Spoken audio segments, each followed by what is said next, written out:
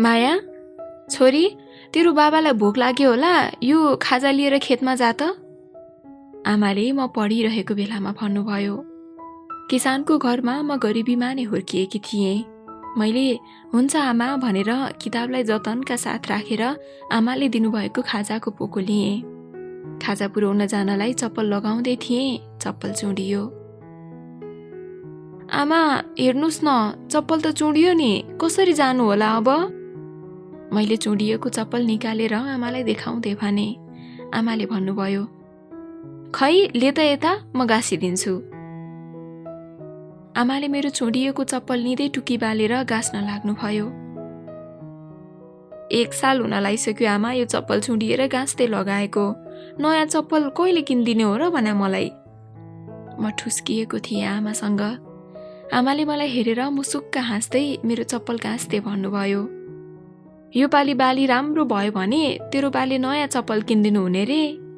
आमाले मलाई आशाका किरण देखाउनु भएको थियो। यो सुनेर म खुसी भएको थिएँ। गरिब परिवारमा हुर्किएकाले सानो चिज पाउँछु भन्दा पनि निकै खुसी लाग्थ्यो। तर जति नै गरिब भए पनि बाबा र आमाले मलाई धेरै नै माया गर्नुहुन्थ्यो। त्यही भएर होला मेरो नाम पनि माया नै राखिदिनु भएको थियो। म बाबा र आमाको एक्लै छोरी थिएँ। म गाउँकै विद्यालयमा 10 कक्षामा पढ्थेँ। पढाइमा एकदमै जेहेन्दार थिएँ। सबैले राम्री छस् भन्थे। सबै शिक्षकको प्यारी थिएँ। गरिबीको जिन्दगी थियो मेरो। वर्षायाममा छानाबाट पानी चुहिँदा आमा रातभरि भाँडा थापेर अनिदो बस्नुहुन्थ्यो। घरमा जहिल्यै मकैको भात खाँदा खाँदा वाक्क भएकी थिएँ। चामलको भात खान पनि दसैँ कुर्नु पर्थ्यो। गाउँघर त्यसैमाथि रूढिवादी समाज। तर पनि मेरो बाबाले मलाई समाजले जेसुकै भने पनि पढाउन छाडेका थिएनन्। छोरीलाई नपढाउनु बिग्रन्छ भन्थे। बेलैमा बिहे गरेर पठाउने जात भनेर भन्थे। तर मेरो बाबालाई यी सबै कुराको परवाह थिएन। उहाँहरूको लागि म छोरा समान थिएँ। तर पनि समाज न हो, कुरा काट्न छाडेका थिएनन्। आमा, यो फाटेको चोली टालेर लगाएको पनि 2 वर्षभन्दा धेरै भइसक्यो। अब त नयाँ लगाउनु न। म उदासीनतामा आमासँग गुनासो गर्थेँ। आमाले मलाई सुमसुमाउँदै भन्ने गर्नुहुन्थ्यो, अब मेरो छोरी धेरै पढेर ठुली मान्छे बन्छे अनि आमाको लागि नयाँ फरिया र चोली किनिदिन्छे नि है। आमालाई विश्वास थियो म प्रति। कहिलेकाहीँ आमाको त्यो फाटेको चोली र फरिया देख्दा र अरू गाउँमा रहेका सुकिला आमाहरूको नयाँ कपडा देख्दा मन दुख्ने गर्थ्यो मेरो। आमाले कहिले आफ्नो दुःख व्यक्त गरिनन्। तर पनि हरेक इच्छा मारेर मेरो खुसीको लागि हरेक काम गरेकी थिइन्। ला माया, तेरो चप्पल गाँसियो, लगाएर जा। बालाई भोक लागिसक्यो होला। आमा आत्तिँदै बोल्नुभयो। चप्पल चुँडिएको जस्तै मेरो भाग्य चुँडिएको थियो त्यो गरिबीमा। तर पढेर केही गर्छु भन्ने आँट थियो मनमा। निस्कनु थियो मलाई त्यो गरिबीबाट। त्यो अपुरो रहरहरूलाई पुरा गर्नु थियो। ती आमाको फरिया र चोली फेर्नु थियो। ससाना कुरामा खुसी हुने मेरी आमाको मुहार जुन जस्तै हँसिलो थियो। उहाँको कुनै रहर र इच्छा थिएन। तर पनि मुस्कुराउनुहुन्थ्यो। जुन एउटा सन्तुष्टिको मुस्कान थियो। मनको खुसी अनि मायाको खुसी थियो त्यो सबै।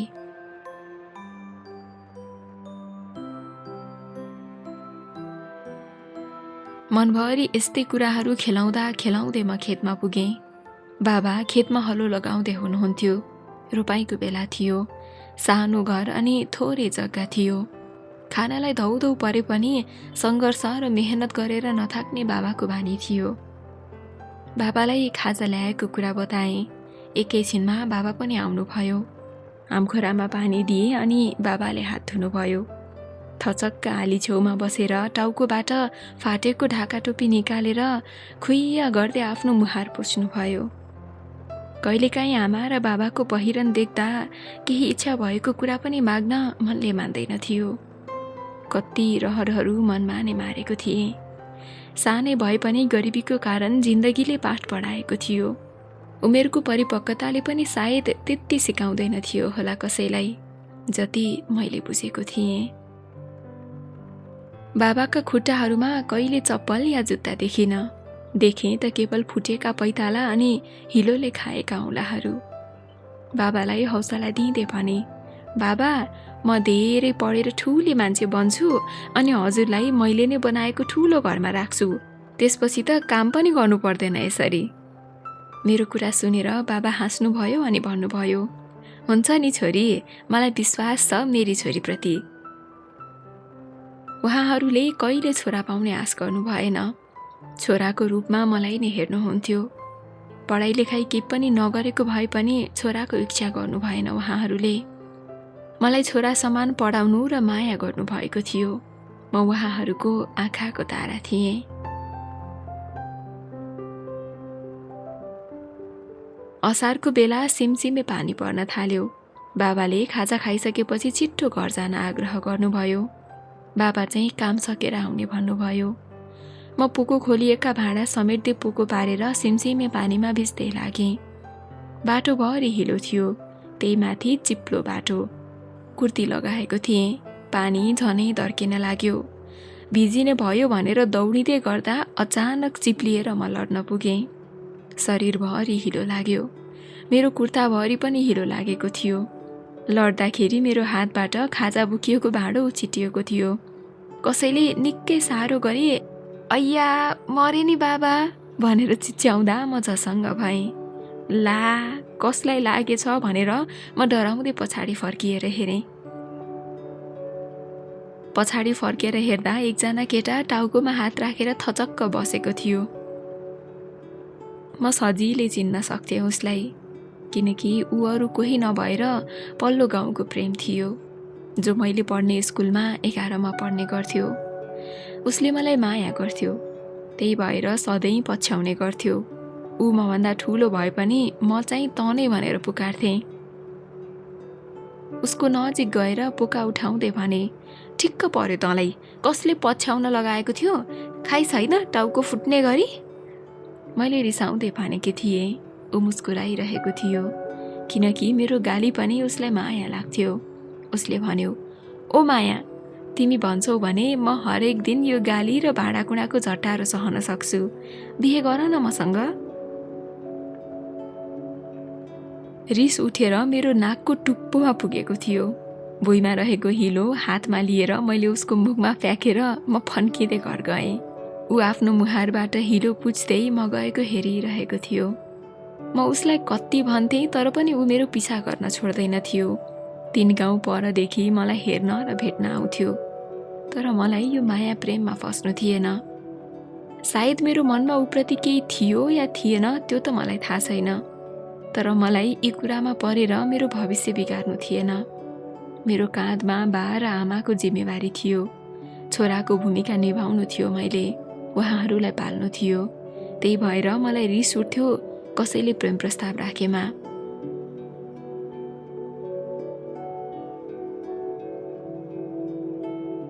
आमा मलाई कुरिरहनु भएको थियो घरमा। म भिजेको देखेर होला उहाँको नजिक जाँदा आफ्नो साडीले मेरो कपाल पुछ्दै भन्नुभयो, मेरो मायालाई हेर त, भिजाएको यो पानीले, घर आइसकेर पानी परेको भए हुने नि। आमा आकाशबाट पर्सिएको पानीलाई गाली गर्दै मलाई माया दर्शाउँदै हुनुहुन्थ्यो। आमाको फरियाको आँचलमा मैले ममताको माया पाएको थिएँ। उहाँको नजरमा म अझै पनि सानै थिएँ। मलाई कहिले गाली गर्नु भएन उहाँले। चिसो कपाललाई पुछिदिएपछि आमाले कपडा फेरेर न्यानो भएर पढ्नु भन्नुभयो अनि आफू चाहिँ रातको खाना बनाउने तर्खर गर्न थाल्नुभयो। त्यसपछि म कोठाभित्र छिरेर कपडा बदल्न थालेँ। त्यो झरीमा दर्किएको पानीले आगो बाल्ने दाउरा सबै भिजेर चिसिएको थियो। सकि नसकी धुवै धुवा बनाएर भए पनि मेरी आमा खाना बनाउने तर्खर गर्दै हुनुहुन्थ्यो। त्यो चिसो दाउरा नबल्दाको पीडा सायदै गाउँमा रहेका हरेक नारीले बुझेका हुन्छन्। त्यो झरीमा मेरी आमाको शरीर भिजेको थियो। पातलो फरियामा आफू भिजेर पनि मलाई न्यानो भएर बस्नलाई भन्नुभएको थियो आमाले। आमाको त्यो दुःख देखेर मन भक्कानिएर आउँथ्यो। नजिक गएर सहायता गर्न खोज्दा दिनुहुन्थेन। मलाई पढाएर ठुलो मान्छे बनाउने उहाँको सपना थियो। तर उहाँ पनि पहिलोचोटि मेरो बासँग आउँदा यो दुःख देखेर रुनु भएको थियो होला। साँच्चै विवाहपछि केटी मान्छेको जिन्दगी सम्झौतामा बिताउनु पर्ने रहेछ। कहिलेकाहीँ आमालाई देख्दा त्यस्तै लाग्थ्यो। सायद मेरी आमाले पनि भाग्यको लेखा नै यही रहेछ भनेर दुःख सहेर अनि पीडा लुकाएर मुस्कुराउन सिक्नु भएको थियो। सकि नसकी खोक्दै आमा आगो बाल्दै हुनुहुन्थ्यो। म पढ्दै यो सबै देखिरहेको थिएँ। केही बेरमा आगो बल्यो। बा पनि घर आए बेच्दै। मेरो बा र आमाको दुःखभित्र लुकेको प्रेम थियो। कहिले झगडा गरेको देखिनँ मैले। सायद दुवैजनाले आफ्नो इच्छा मार्नु भएको थियो होला मेरो खुसीको लागि। बा र आमाको फाटिएर टालेको लुगा देख्दा कहिलेकाहीँ उहाँहरूले नदेख्ने गरी आँसु बगाउने गर्थे म। तर म केही गर्न पनि सक्दिनँ थिएँ। मैले गर्न सक्ने भनेको राम्रोसँग मेहनत गरेर पढ्ने थियो, जुन आमा बुबाको सपना सम्झेर पनि म गरिरहन्थेँ। राम्रै पढ्थेँ र सबैको नजरमा प्यारी पनि थिएँ म। बाले पनि भिजेको लुगा फेरेर आउनुभयो। किसान न हो, पानी पर्दा खुसी लाग्दो रहेछ बाली राम्रो हुन्छ भनेर, तर घरमा चुहिएको पानीले दुःख दिँदो रहेछ। मलाई धेरै पढेर बा र आमालाई पाल्ने मन थियो। मैले त्यति बेला नै भने, आमा म बिहे गर्दिनँ, धेरै पढेर ठुलो मान्छे बन्छु अनि हजुरहरूलाई पाल्छु, सँगै बस्छु। मेरो कुरा सुनेर बा र आमाले एकनासले चुपचाप हेर्नुभयो। सायद मैले निकै गहिरो कुरा गरेको देखेर होला। बाले भन्नुभयो, माया कि आमा, हेर त हाम्री छोरी सानै होला भनेको त ठुली भइसकेछे। आमा मुस्कुराउनु भयो। तर पनि उहाँहरूले केही भन्नु भएन। आज पनि मकैको भात खाएर सुत्नु पर्यो। रातभरि सुत्ने बेलामा उमेर बढेसँगै बिहे गरेर जाने कुराले मनमा आँधी चलिरह्यो। मलाई उहाँहरूलाई छोडेर जान पटक्कै मन थिएन। रात निकै छिप्पिसकेको थियो। बाहिर बर्सात भइरहेको थियो। मेरी आमा टुकी बालेर छानाबाट चुहिएको पानीलाई भाँडा थापेर म र मेरो बालाई निदाउने बाटो दिँदै हुनुहुन्थ्यो, आफू अनिदो बसेर।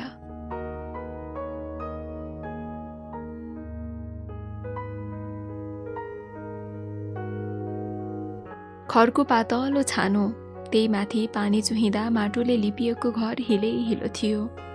आमा हिलो सोर्दै भरिएको पानीको भाँडो फ्याल्दै हुनुहुन्थ्यो। त्यो बर्सातसँगै मेरी आमाको त्यो दुःख देखेर मेरो आँसु पनि बगेको थियो, त्यो आकाशको बर्सात जस्तै। म कहिलेकाहीँ सोच्ने गर्थेँ, आमा साँच्चै महान हुने रहेछन् भनेर, किनकि आमा आफ्नो सन्तानको खुसीमा मात्र रमाउने गर्छिन्। मेरी आमा पनि मेरो खुसीमा रमाउने गर्नुहुन्थ्यो। आमाका बा र आमा बितिसक्नु भएको थियो। वर्षौँ भएको थियो मैले मेरी आमालाई माइती गएको नदेखेको। तर पनि उहाँको मुहारमा दुःख कहिले देखिनँ, न त निराशा नै देखेँ। हरेक परिस्थितिसँग लड्नलाई उहाँसँग मुस्कान थियो, जुन हिम्मत थियो। म यो सबै सिक्दै थिएँ। आमाको त्यो गुण म आफूमा समर्पित गर्दै थिएँ। सायद म छोरी भएको कारणले होला म बुझ्थेँ एउटी नारीको पीडा। सायद छोरा भएको भए म आमासँग झगडा गर्थेँ होला, रुन्थेँ होला। तर म छोरी भएर जन्मेको थिएँ, त्यही भएर त आमाको मन बुझ्थेँ। त्यो रात आमाका चुरा नलगाइकन खस्रा अनि फुटेका हातहरू, बा र आमाका फाटेका लुगाहरू, त्यो दुःख सबै देखेर आँखाभरि आँसु पार्दै सुक्क सुक्क पार्दै रोएँ। कतिखेर निदाएछु थाहा पनि भएन। बिहानै उठेँ, फ्रेस भएँ। आमा परबाट हस्याङ फस्याङ गर्दै आउनुभयो र मलाई केही भन्नुभयो, जुन कुरा सुनेर मेरो मुटु जोड जोडले धड्किन थाल्यो अनि डर पनि लाग्यो। आमाले भन्नुभयो, माया हेर त तेरो साथीको विवाह पो रहेछ त। म त झसङ्ग भएँ। यति सानैमा? आमालाई मैले प्रश्न गरेकी थिएँ। आमाले भावुक हुँदै भन्नुभयो, के गर्छौ नानी, हामी छोरीको जातै यस्तै हो, पढाइ घर जानुपर्छ। मैले पनि तेरो बासँग 14 वर्षकी हुँदा बिहे गरेकी हुँ। जबकि मैले त केही बुझेकी पनि थिइनँ। हुर्किन थालेपछि बिहे गरिदिने समाज छ नानी। उहाँको कुराले डराएँ। लाग्यो अब मलाई पनि कतै बिहे गरिदिने पो हो कि भनेर। अनि आमालाई बेस्सरी अँगाले, आँखाभरि आँसु पारेर। आमाले सायद मेरो डरलाई बुझ्नुभयो। त्यही भएर उहाँले मुस्कुराउँदै भन्नुभयो, नडराउ छोरी, यति सानै उमेरमा म मेरी छोरीलाई कसैसँग पनि बिहे गरेर पठाउँदिन। आमाले त्यति भनेपछि मेरो मन शान्त भएको थियो। तर बिचरी मेरो साथी मसँगै पढिरहेकी थिए। उसको विवाह आज हुँदैछ भन्ने सुनेर मनमा खिन्नता छायो। कति रोइ होली कराई होली, के गर्नु यो समाज अनि गाउँले। हुर्किएको देख्नै नसक्ने छोरीचेलीलाई कुरा काटेर नै बाध्य बनाउँछन् विवाह बन्धनमा बाँधिनलाई। म त सानी नै थिएँ, तर पनि सही र गलत छुट्याउन सक्थेँ। तर ठुला मान्छेको वचन काट्न भने डराउँथेँ। आमाले मलाई सान्त्वना दिँदै काम गर्न लाग्नुभयो। म पनि पढ्नलाई बसेँ। बा बिहानै उठेर खेतमा काम गर्न गइसक्नु भएको थियो।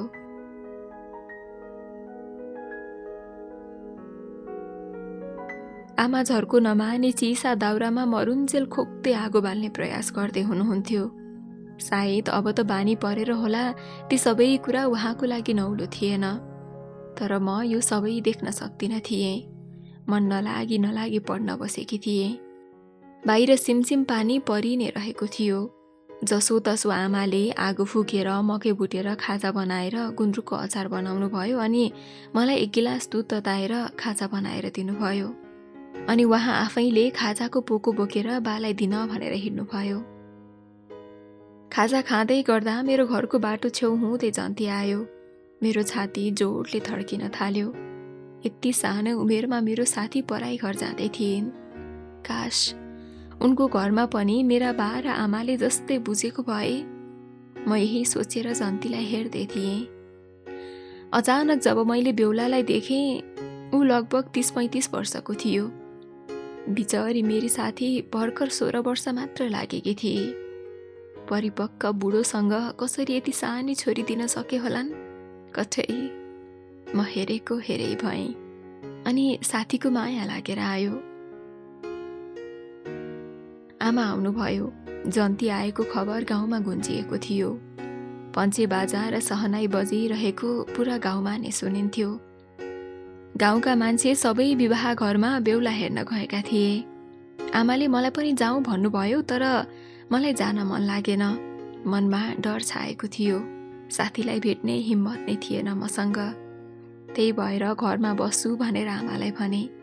आमा गएर जन्ती हेरेर फिर्नुभयो। मेरो लागि खानेकुराको पोको पनि लिएर आउनुभयो। चामलको भात छ माया, ल खा है। आमाले खुसी हुँदै पोको खोलेर थालमा राखिदिँदै भन्नुभयो। धेरै पछि मैले चामलको भात देखेकी थिएँ। आमा भन्दै हुनुहुन्थ्यो, केटा हुने खाने नै रहेछ, बुढो भएर के हुन्छ र, सम्पत्तिवाल रहेछ, तेरी साथीको भाग्य बलियो रहेछ, सुख पाउने भई। थाहा थिएन कि मेरी आमा आफ्नो भाग्यमा दुःख पर्यो भनेर गुनासो गर्दै थिइन् या मेरो साथीको भाग्य देखेर दङ्ग। तर मलाई कति पनि मन परेको थिएन यो बाल विवाह, त्यो पनि त्यति धेरै उमेर भएको मान्छेसँग। आमालाई सोध्ने हिम्मत पनि गरिन, किनकि आमाको आँखामा खुसी छाएको देखेँ। सायद उहाँ पनि मलाई कुनै धनी मान्छेसँग विवाह गरेको कल्पनामा हराउँदै गरिरहेको म महसुस गर्न सक्थेँ।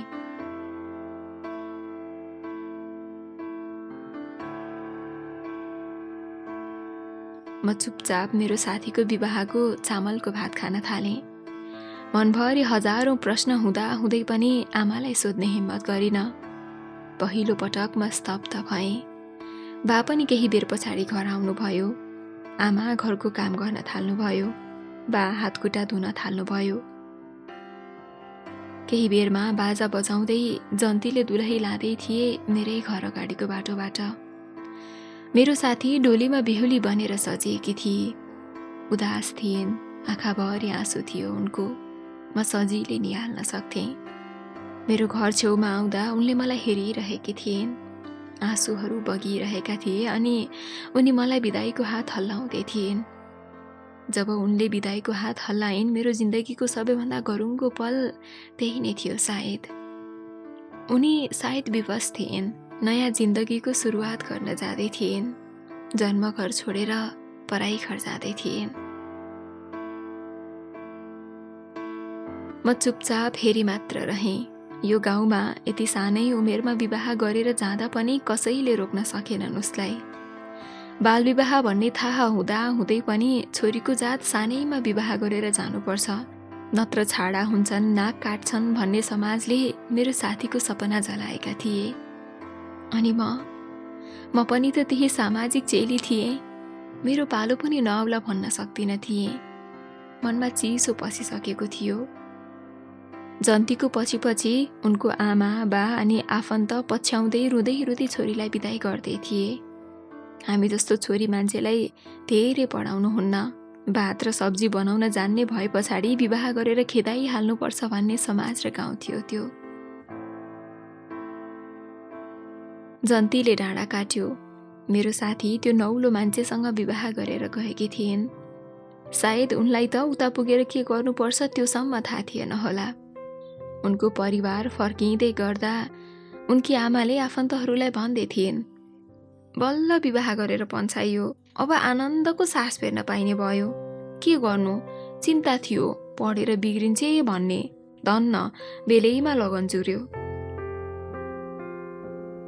यो सुनेर त मेरो आँखा आँसुले भरिएर आयो। एउटी आमालाई आफ्नै छोरी बोझ बनेको थियो। के हामी छोरी मान्छे बोझ हो परिवारको लागि? आफैलाई प्रश्न गरेकी थिए मनमा, तर म निरुत्तर थिएँ। मेरो प्रश्नको जवाफ मसँग नै थिएन। रात पर्यो, मन अशान्तिले भरिएको थियो। रातको थोरै ढिँडो खाएर म सुतेकी थिएँ। निन्द्रा उडेको थियो मेरो त्यो दिउँसोको विवाहको कुराले। छटपटाइरहेकी बेलामा आमाले पल्लो कोठामा बासँगै कुरा गर्दै हुनुहुन्थ्यो, जुन सुनेर मेरो मुटुले ठाउँ छोडे जस्तै भएको थियो। बर्सात त भएको थिएन आकाशबाट, तर आमाको कुरा सुनेपछि मेरो आँखाबाट आँसुको बर्सात भइरहेको थियो। मेरो मन भक्कानिएको थियो, मुटु जोड जोडले धड्किरहेको थियो।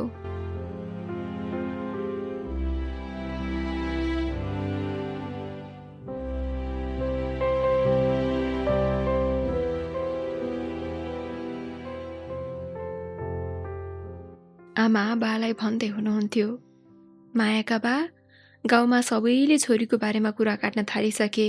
मेलापात जाँदासम्म नाना भाती कुरा गर्छन्। बिहे गर्ने उमेरको छोरीलाई घरमा राख्नु हुँदैन, पराई घर जाने बेलामा पढाउनु हुँदैन भन्छन्। आज झन् बिहे घरमा मायाको साथीको बिहे भइसक्यो, मायाको चाहिँ कहिले गरिदिने? यसरी पढाएर राख्नु हुँदैन, पढेर केही गर्ने पनि होइन, त्यही बुढाको घर गएर खाना पकाउन जाने त हो। यस्तै यस्तै कुरा गर्दै थिए। म त चुपचाप आएँ। मायाकी साथीको बिहे हेर्नुहोस् त, कति खानदानी केटासँग भयो। भाग्य त बलियो नै रहेछ। हाम्री छोरीलाई पनि यस्तै धनी केटासँग दिन पाए उसको भाग्य बदलिने थियो। बाले भन्नुभयो, के भन्दैछेस् ए मायाकी आमा? छोरीको सपना छ, हाम्री छोरी अरूभन्दा ज्ञानी छे, पढाइमा जान्ने छे, राम्री छे। पछि पढेर ठुली मान्छे बनी भने राम्रा केटा आफै आउँछन् माग्नलाई, त चिन्ता नगर न। बाले आमालाई सम्झाउँदै हुनुहुन्थ्यो। आमाले फेरि भन्नुभयो, मैले त दुःख धेरै पाएँ, म चाहन्न मेरी छोरीले पनि दुःख पाओस्। राम्रो कुटुम्ब आए बिहे गर्दा हुन्छ नि। आमा बालाई घुर्काउँदै हुनुहुन्थ्यो। बा मान्नु भएको थिएन। आमा फेरि बालाई भन्दै हुनुहुन्थ्यो, म पनि चाहन्छु मेरी छोरी हुने खाने घरमा बुहारी बनेर जाओस्। सुख त पाउँछ कमसेकम, मेरो जस्तो दुःख चाहिँ उसले नपाओस्। आमा सुक्क सुक्क गर्दै निदाउने तर्खर गर्दै हुनुहुन्थ्यो। मेरा बा चुपचाप सुनि मात्र रहेका थिए। यो सबै म पल्लो कोठाबाट सुनेर आँखाबाट आँसुका थोपाहरू चुहाउँदै थिएँ। खै के सही हो या गलत छुट्याउन सकिन। आमा मेरो खुसी चाहिरहेकी छिन् या मेरो भविष्य अन्धकार बनाउनलाई थाहा थिएन, तर ती कुराहरू मलाई कति पनि चित्त बुझेको थिएन। आमादेखि रिस पनि उठेर आयो, तर फेरि सोचेँ बिचरी आमालाई दिनभरि गाउँमा मेरो कारण कति भनाइहरू सुन्नु पर्दो हो। अब त मलाई समाजभन्दा पनि आफ्नै घरदेखि डर लागेर आएको थियो। आफ्नै घर पराई घर जस्तै लागेर आयो जब मैले आमाको कुरा सुने। सकी नसकी आमा र बाले सुन्छन् कि भनेर मुख थुनेर भक्कानी रोएँ। यस्तो लाग्यो कि मैले देखेका सपनाहरू आज सबै आँसु बनेर खसिरहेका छन्, सायद कहिले पुरा नहुने गरी। रुँदा रुँदै म कति बेला निन्द्रा देवीको काखमा पुगेछु त्यो पनि थाहा पाइन।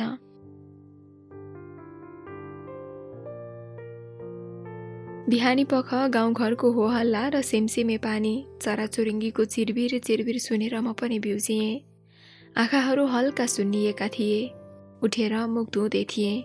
मेरी आमा चिसा दाउरा बालेर खानाको तयारी गर्दै हुनुहुन्थ्यो। बा आफ्नै काममा खेतमा जानुभएको थियो। घरभित्रको काम नदेखिने मात्र रहेछ, तर गर्न थालेपछि बिहानदेखि रात परुन्जेलसम्म काम नै काम। मैले आमालाई कहिले फुर्सदमा बसेको देखिन। वर्षौंदेखि आगो फुकेर होला त्यो धुवाको कारण बेला बेलामा उहाँलाई खोकी लाग्ने गर्थ्यो। मैले सघाउँछु भन्दा मलाई कहिले पनि दिनु भएन। मुख धोइसकेर म पढ्न बसेँ। आमाले खाजा दिएर जानुभयो। केही पनि बोल्नु भएको थिएन मसँग। म मेरो एसएलसीको तयारी गर्दै थिएँ। आमामा बदलाव देख्न सक्थेँ म। आमाले खाना पनि बनाइसक्नु भएको थियो। बा खेतको काम सकेर आउनुभयो। हातखुट्टा धोएर खानालाई बस्नुभयो। आज ढिँडो थियो अनि गुन्द्रुकके सब्जी। गरिबको घरमा यस्तै खाना हुँदो रहेछ। थाहा छैन धनीहरू के खान्थे। त्यो दिन खाना खान मिठै लाग्दैन। जहिले एउटै खाना खान्न पनि भनेर भन्न सक्दिन। मैले केही भन्दा फेरि आमाले अर्कै कुरा पो गर्ने हो कि भनेर डर लाग्यो। त्यही भएर जति रुच्छ त्यति चुपचाप खाएँ। आमा मेलापात जानुभयो। घाँस दाउरा लिन जानुभयो। बा घरमा बसेर डोरी बाट्न थाल्नुभयो। म दिनभरि त्यही हिजो रातिको कुरा खेलाएर बसेँ। बालाई सोध्न मन लाग्यो र सोधेँ, बा मलाई पनि मेरो साथी जस्तै सानैमा बिहे गरेर पठाउने हो? बाले भन्नुभयो, कसले भन्यो? म मेरो छोरीलाई अहिले बिहे गराउँदिन नि। म मेरो छोरीलाई धेरै पढाएर ठुली मान्छे बनाउँछु। बाको कुरा सुनेर म खुसी भएँ। केही मात्रामा भए पनि आशाका दियो मनमा बलेका थिए। आमा पनि त्यतिन्जेलसम्म मेलापात सकेर घाँस दाउरा सहित घरमा आइसक्नु भएको थियो। सबै कुरा थानको मानको गरेर आमा बेलुकाको खानाको तयारी गर्न थाल्नुभयो। आमाको खोकी दिनहुँ बढ्दै जाँदै थियो। आमालाई धेरै नै साह्रो भयो। खोक्दा खोक्दै आमाले खाना पकाउन पनि सक्नु भएन। बाले आत्तिँदै झाँक्री बालाई बोलाएर ल्याउन लगाउनु भयो। म दौडिँदै गएँ। झाँक्री बाले आएर फुकिदिनु भयो। एउटा भाले र एक बोतल रक्सी अनि केही पैसा राखिदिनु भएको थियो झाँक्री बालाई। गाउँघरमा डाक्टर भनेकै धामी झाँक्री हुन्। सबैले मान्ने गर्थे। अँध्यारो समाज जो थियो त्यसैको विश्वास गर्थे। सायद आमाले पनि विश्वास गर्नुहुन्थ्यो ती अन्धविश्वासमा। त्यही भएर झाँक्रीले फुकिदिएपछि आफू केही मात्रामा ठिक भएको जानकारी दिनुभयो। तर मलाई यस्ता कुरीति र रीतिरिवाजमा कुनै विश्वास थिएन। तर के गर्नु, समाजको बन्धनमा थिएँ म। त्यसैमाथि सानी थिएँ। मैले केही नराम्रो बोले भने भोलि गएर समाजले झन् मेरो परिवारलाई नै गाउँ निकाला गरिदेलान् भन्ने चिन्ता थियो। केही बेरको झारफुकपछि आमालाई अलिकति कम भएको थियो। झाँक्री बा जानुभयो। आमालाई आराम गर्न लगाएर बाले नै बेलुकीको खाना बनाउनु भयो। मलाई थाहा थियो कि आमालाई कमजोरी र धुवाको कारणले यस्तो भएको हो भनेर। तर मेरो बा र आमा पनि त्यही समाजको पुरानो कुरीति मान्नेमा पर्नुहुन्थ्यो।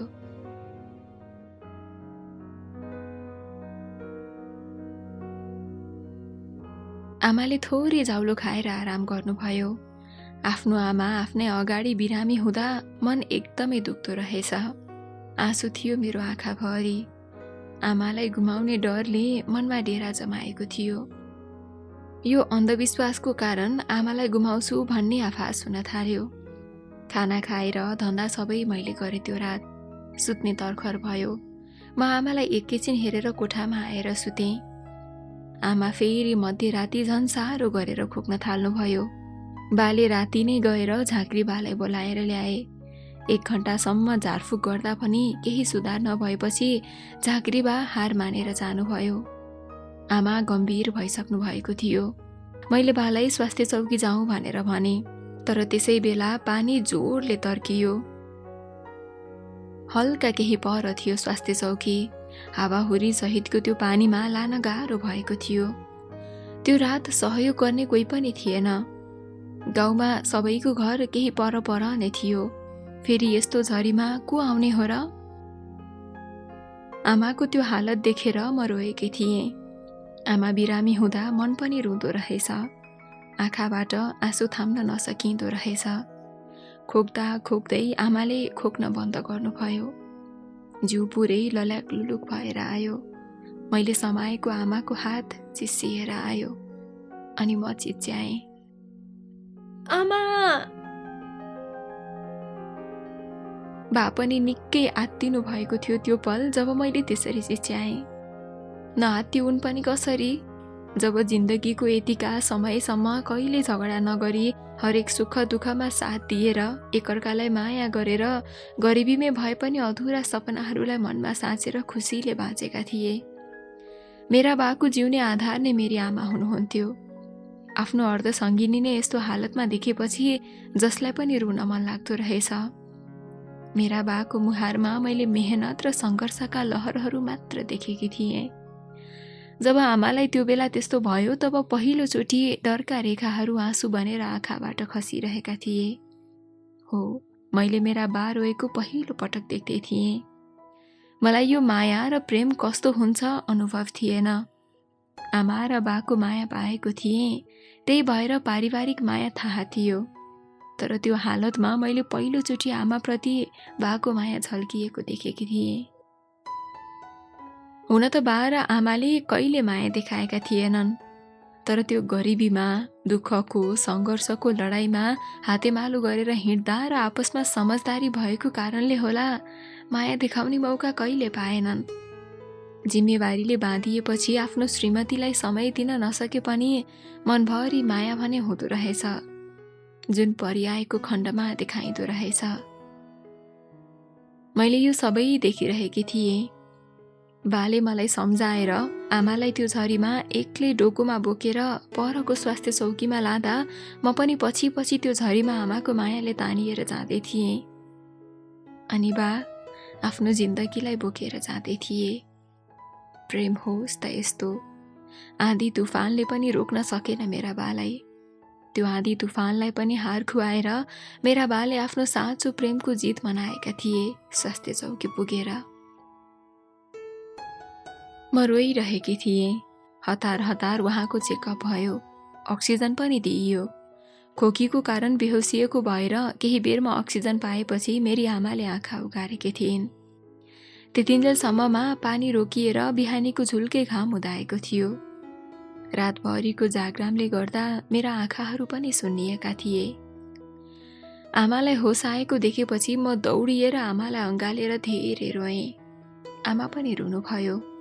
मेरा बा पर बसेर मेरी आमालाई हेरेर आँखाका आँसु हातले पुछ्दै आफ्नो प्रेमको जितमा आमालाई माया दर्शाउँदै हुनुहुन्थ्यो। आमाले मेरो आँसु पुछेर मेरो निधारमा चुम्बन गर्नुभयो। मृत्युले पनि हार खाएको थियो। सायद बाको प्रेमले जितेको थियो। यतिका साल दबिएको प्रेम आँखाबाट झरिरहेको दुवैजनाको आँसुले दर्शाउँदै थियो।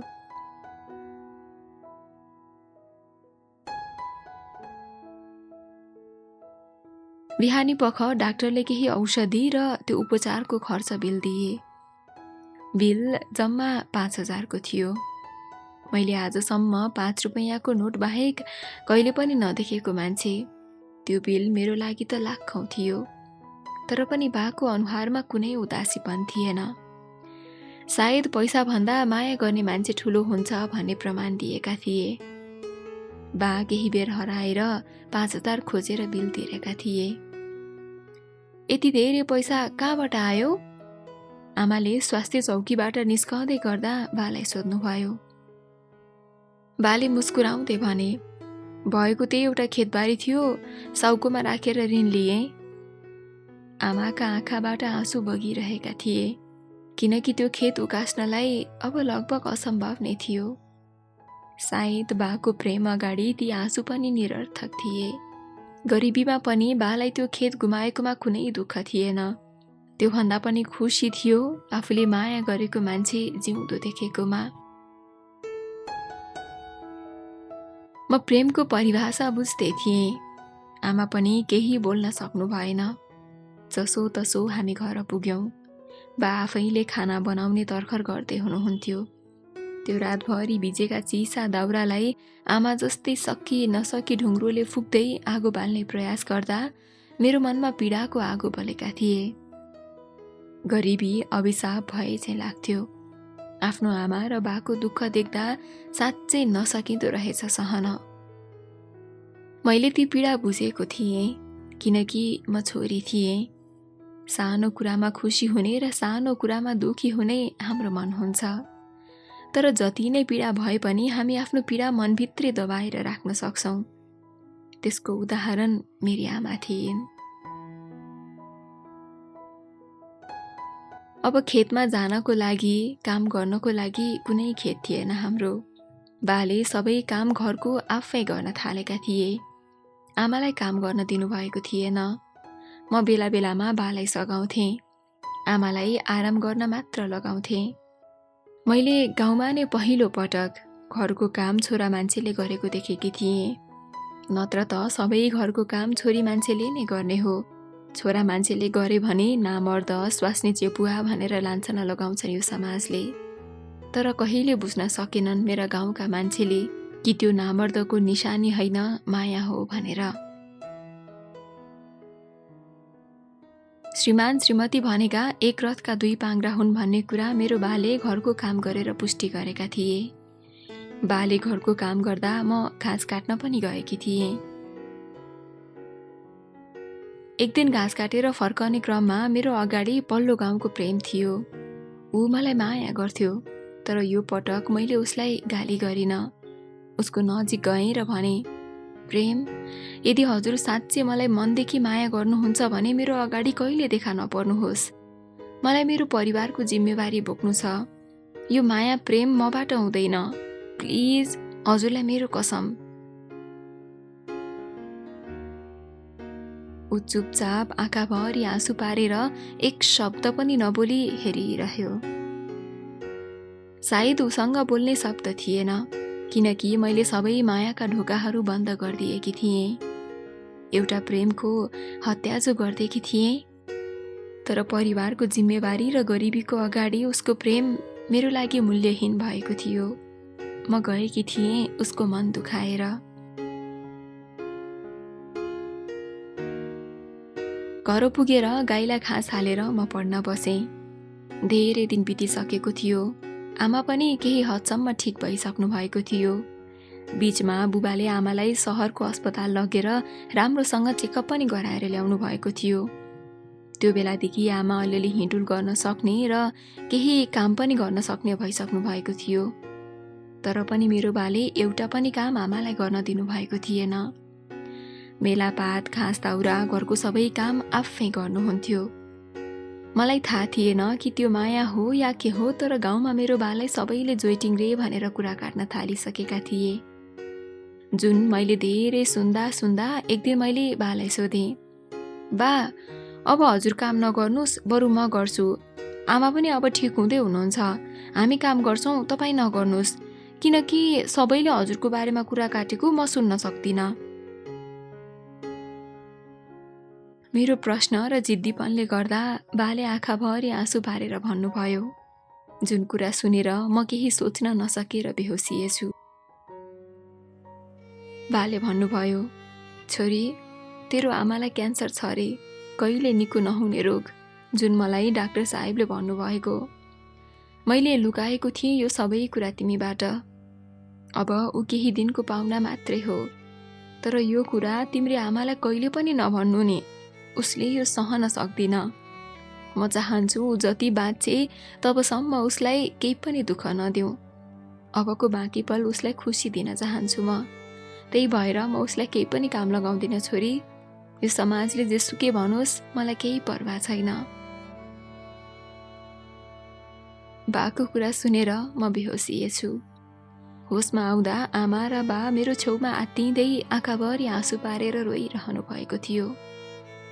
मैले आँखाभरि आँसु पारेर आमालाई अँगालो हालेँ। आफ्नी आमालाई गुमाउने कुराले मन छिया छिया भएको थियो। उहाँलाई त केही पनि थाहा थिएन कि उहाँ अब धेरै दिन बाँच्नु हुँदैन भनेर।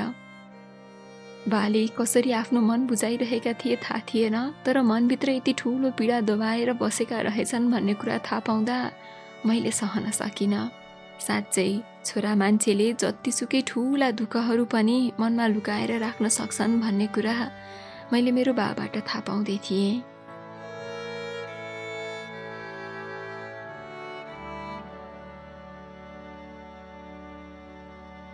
आमाले म बेहोसिएको देखेर के भयो छोरी भनेर आत्तिँदै सोध्नुभयो। म निशब्द थिएँ। के भनौँ म? बाले म मौन बसेको देखेर भन्नुभयो, त्यसको परीक्षा आउँदैछ, रातभरि पढेर अनिदो बसेर होला बेहोसिएकी। बाले झुट बोलेर सत्य कुरा लुकाउनु भएको थियो। सायद उहाँ चाहनुहुन्थेन होला कि सत्य कुरा थाहा पाएर आमाको मन दुखोस्। त्यही भएर त्यो झुटमा आमाको खुसी हेर्नलाई बाले झुट बोल्नुभयो। आमाले पत्याउनु पनि भयो। नपढेकी मेरी आमा सोझी थिइन्। म नै उहाँको खुसी र सपना थिएँ। त्यही भएर आफ्नो अँगालोमा बेरेर धेरै सुमसुमाइरहनु भयो। त्यो बेला झन् आँसु बर्सियो। यो पल यही रोकियोस् नै लागेर आएको थियो। मनभित्र पीडाको पहाडले थिचेको थियो। बा र मैले आमालाई कहिले त्यो कुरा भनेनौँ। सधैँ उहाँलाई खुसी हुने कुरा गर्यौँ। आमासँग हरेक दिन खुसीले बितायौँ। नभन्दै मेरो एसएलसीको परीक्षा पनि नजिकियो। मैले पनि धेरै मेहनत गरेर पढेकी थिएँ। बा र आमाको नाम रोशन गर्नु थियो। गाउँमा छोरी पनि छोराभन्दा कम छैनन् भनेर देखाउनु थियो।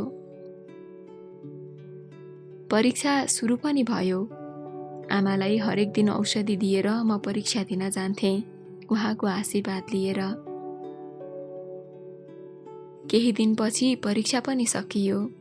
त्यो बेलासम्म मैले प्रेमलाई फेरि कहिले देखिनँ। हुन त ऊ पल्लो गाउँबाट मलाई मात्र हेर्न भने आउने गर्थ्यो। तर त्यो दिनको घटना पश्चात ऊ फेरि कहिले देखा परेको थिएन। ऊ पल्लो गाउँको भएर होला मलाई पनि उसको बारेमा खासै थाहा थिएन। मैले सोधी खोजी पनि गरिनँ। 3 महिनाको छुट्टीभरि आमा र बा सँगै हाँसी खुसी बसेँ। आमा र बुबालाई काम सघाएँ। आमाले आफ्नै हातले खाना खुवाइदिँदा मेरो आँखा आँसुले भरिन्थे। हरेक पलमा आमाको हातबाट खाना खान थालेकी थिएँ। थाहा थिएन कुन दिन अन्तिम हुनेछ आमाको भनेर।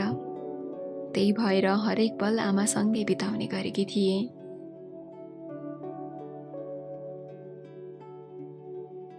एसएलसीको रिजल्ट आयो।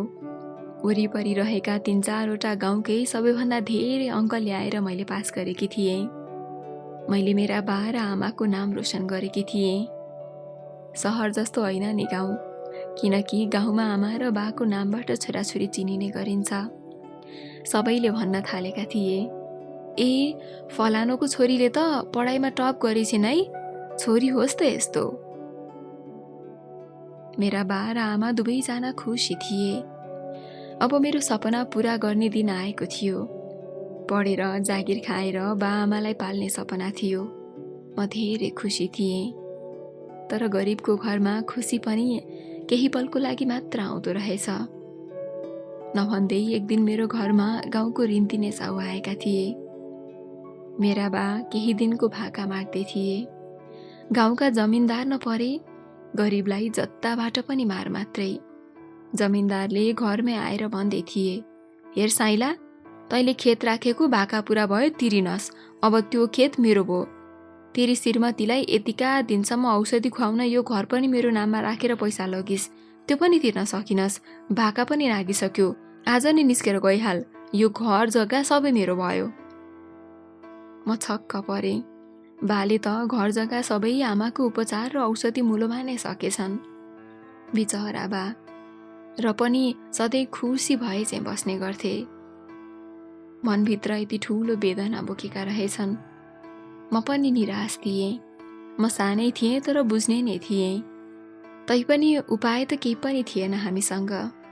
आमा र बाले जमिनदारलाई बिन्ती भाउ गरिरहेका थिए खुट्टा समाएर, जुन देखेर म पनि रोएकी थिएँ। साँच्चै यो गरिबी भन्ने कुरा 7.5 को दशाभन्दा पनि खतरनाक हुँदो रहेछ। धेरै नै बेर बा र आमाले रुँदै भिख मागेपछि जमिनदारले भने, ठिक छ साइला, म यो घर र तेरो जग्गा सबै फिर्ता गरिदिन्छु, तर एउटा शर्तमा। बाले भने, कस्तो शर्त होला जमिनदार साहेब? जमिनदारले भने, तेरी छोरीको चर्चा पुरै 3-4 गाउँमा गुन्जिएको छ। पल्लो गाउँका जमिनदारले देखेका रहेछन्, उसँग तेरी छोरीको बिहे गराइदिस् भने तेरो जग्गा पनि फिर्ता पाउँछस् अनि तेरो छोरीले पनि सुख पाउँछे। मेरा बा र आमाले मतिर हेरे।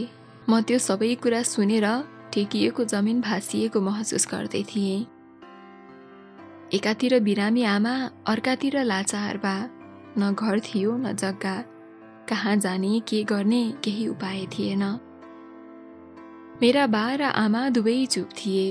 निर्णय गर्न नसकेको देखेर मैले मेरा सारा देखेका सपनाहरूलाई मनभित्रै जलाएर चिहान बनाइदिएँ अनि भने, हुन्छ जमिनदार बा, म बिहे गर्न तयार छु, तर मेरो बा र आमालाई केही पनि दुःख नहोस्।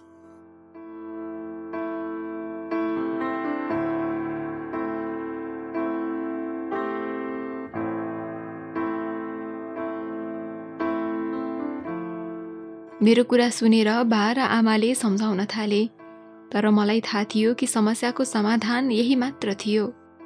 मैले मेरा बा र आमा सडकमा भिख मागेको देख्न सक्दिन थिएँ। त्यही भएर बिहेको शर्त मन्जुर गरेँ। आफ्नो खुसी मारेर कहिलेकाहीँ परिवारको खुसीको लागि आफ्नो रहरहरूको बलिदान पनि दिनुपर्ने रहेछ, जुन मैले आज दिइरहेकी थिएँ। कुनै दिन आमाले देखेको सपना, धनी केटासँग बिहे गरेको कुरा मैले पुरा गर्दै थिएँ। म यो सबै गर्न विवश भएकी थिएँ। जमिनदार पनि खुसी भएर गए। त्यो रात सबै मौन थियौं। म रोएकी थिएँ। खबर पल्लो गाउँमा पुग्यो। भोलिपल्ट केटा हेर्न आउने कुरा भयो। यो सबै मैले आफ्नो बा र आमाको लागि मात्र गर्दै थिएँ, तर मैले मेरा सारा खुसीहरूको त्याग गरेकी थिएँ। म ऋण चुकाउँदै थिएँ जिन्दगीभरिको। आजको दिनसम्मको आमा र बाले दिएको माया अनि प्रेमको मूल्य आफूलाई बलिदान गरेर। भोलिपल्ट मलाई हेर्न जमिनदार घरमा आए। म सजिएर बसेकी थिएँ। केही बेरको बा र आमाको गफगाफपछि उहाँहरूले केटी हेर्न माग गरे। आमाले मलाई न्याउरो मुहारसहित कोठामा लिएर आउनुभयो। म निशब्द चुपचाप आमासँग बाहिर गएँ। जब मैले केटालाई देखेँ तब म झसङ्ग भएँ। आँखा रसायो त्यो देखेर, किनकि मेरो सामु 40-45 वर्षको बुढो जमिनदार थियो अनि मसँग विवाह गर्ने ऊ नै थियो। मेरो अगाडि मैले आफूभन्दा धेरै पाएको जमिनदार देख्दा मेरो जिन्दगीका हरेक सपना टुट्दै थियो। जमिनदार भनेपछि चाहे बुढो नै किन नहोस्, सबैले सम्मान गर्थे। सबै गाउँलेहरू हेर्न आएका थिए। सबैले भन्दै थिए, भाग्यमानी रहेछ माया त, जमिनदारसँग विवाह बन्धनमा बाँधिने वाली छे।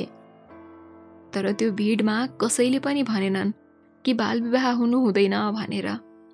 साँच्चै पुराना कुविचार र कुसंस्कृतिले फैलिएको मेरो गाउँमा यस्तो कुरा कसैको दिमागले सोच्नसम्म भ्याउँदैन थियो होला। अँध्यारो समाजको दलदलमा म शिक्षित भए पनि शिक्षाको सदुपयोग गरेर उज्यालो बनाउन सकिन, किनकि पढेको कुरा सबै निरर्थक भए मेरा लागि, बाध्यता र व्यवस्थाको कारण।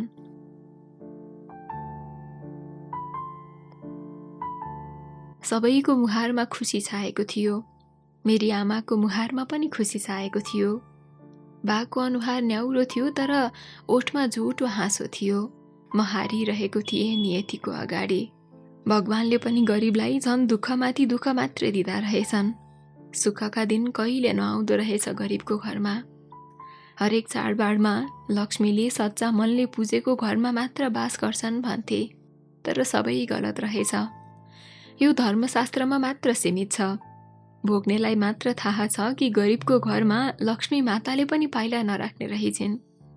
र त धनी झन् धनी हुँदै गए अनि गरिब झनै गरिब। म आफ्नो भाग्यसँग ठगिएको नारी थिएँ। जिन्दगीसँग सम्झौता गर्दै थिएँ। प्रेमको याद आयो। उसको प्रेम चोखो थियो होला, र त उसको साँचो माया र आँसुको सजाय पाउँदै थिएँ मैले। मन रोएको थियो, तर आँखाबाट आँसु झार्न सकिन त्यो पल। पैसा भन्ने कुरा ठुलै रहेछ, सायद भगवान चाहिँ अहिलेको अवस्थामा। म मेरो जवानी त्यो 40-45 वर्षको बुढोसँग परिवारको लागि सुम्पिँदै थिएँ। साँच्चीकै छोरी मान्छेको भाग्य सबैलाई खुसी पार्दा पार्दै बित्ने रहेछ।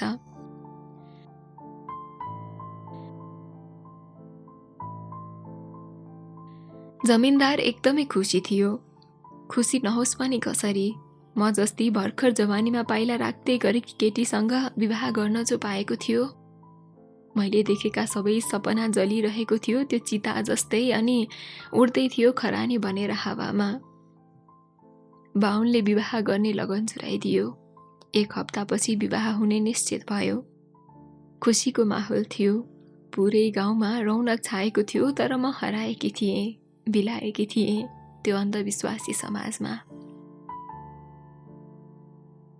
उनीहरू गए, सबैजना गए। मेरो घरमा आमा पनि खुसी हुनुभएको थियो। म मेरी आमाको मन दुखाउन पनि चाहन्न थिएँ, किनकि उहाँ केही दिनको पाहुना मात्रै हुनुहुन्थ्यो। आमाको अन्तिम इच्छा र खुसी पूरा गर्नु थियो। बा एकदमै चुपचाप थिए। सायद मेरो त्याग देखेर होला, मेरो सामु आँखा जुधाउन पनि सक्नु भएको थिएन। म रातभरि रोएँ मुख थुनेर। त्यो बन्द कोठामा सिरानीमा आँसुले भिजाउँदै रोएँ। धिक्कारेँ आफैलाई। देखेको सपना बस सपना बनेर गयो। मेरो जिन्दगीले कोल्टे फेरिसकेको थियो। मेरो कलेज पढ्ने सपना अधुरो भयो। जागिर खाएर बा र आमालाई खुसी साथ राख्ने सपना विलीन भयो। किनकि छोरी मान्छेले जागिर खानुहुन्न, धेरै पढ्नुहुन्न भन्ने समाजमा म दबिएकी थिएँ। भाग्यमा नै दुःख लेखेपछि जति रोए पनि केही नहुने रहेछ। जे आउँछ अब त्यसैलाई स्वीकारेर अघि बढ्नु थियो मैले। बस जिउँदो लास चाहिँ भएकी थिएँ। न मेरो पीडा सुन्ने कोही थिए, न त बुझ्ने नै। म एक्लो थिएँ, बस एक्लो। नाम अनुसारको मान्छे कहिले नहुँदो रहेछ। नाम माया भए पनि भाग्यले श्राप दिँदै थियो मलाई।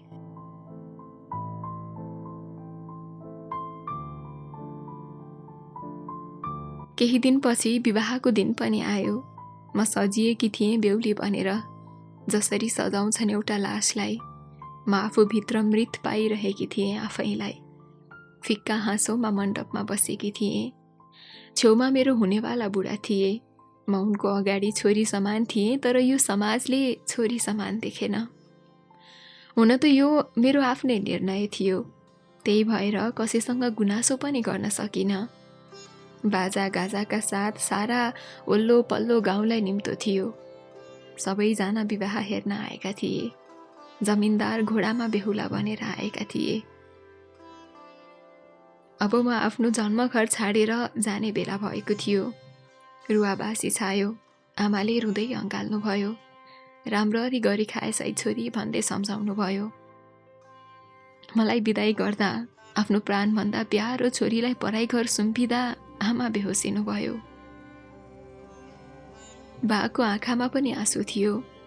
गाउँ रुवाबासी र खुसीले भरिएको थियो। आमा र बालाई अन्तिम पटक हेरेर म डोलीमा चढेँ। सबैबाट बिदा हुँदै जाँदै थिएँ। एउटा नयाँ जिन्दगीको सुरुवात गर्न जाँदै थिएँ। कसैको लागि यतिका साल म छोरी थिएँ। अब म बुहारी बनेर पराईको घर जाँदै थिएँ। एउटा नयाँ ठाउँ, नयाँ समाज अनि नयाँ परिवर्तन बीच नयाँ परिचय बोकेर। अब मेरो पहिचान बदलिएको थियो। म बुहारी भएर चिनिनेछु त्यो पराई घरमा, जुन घर आफ्नो जन्मघर जस्तो कहिल्यै हुँदैन।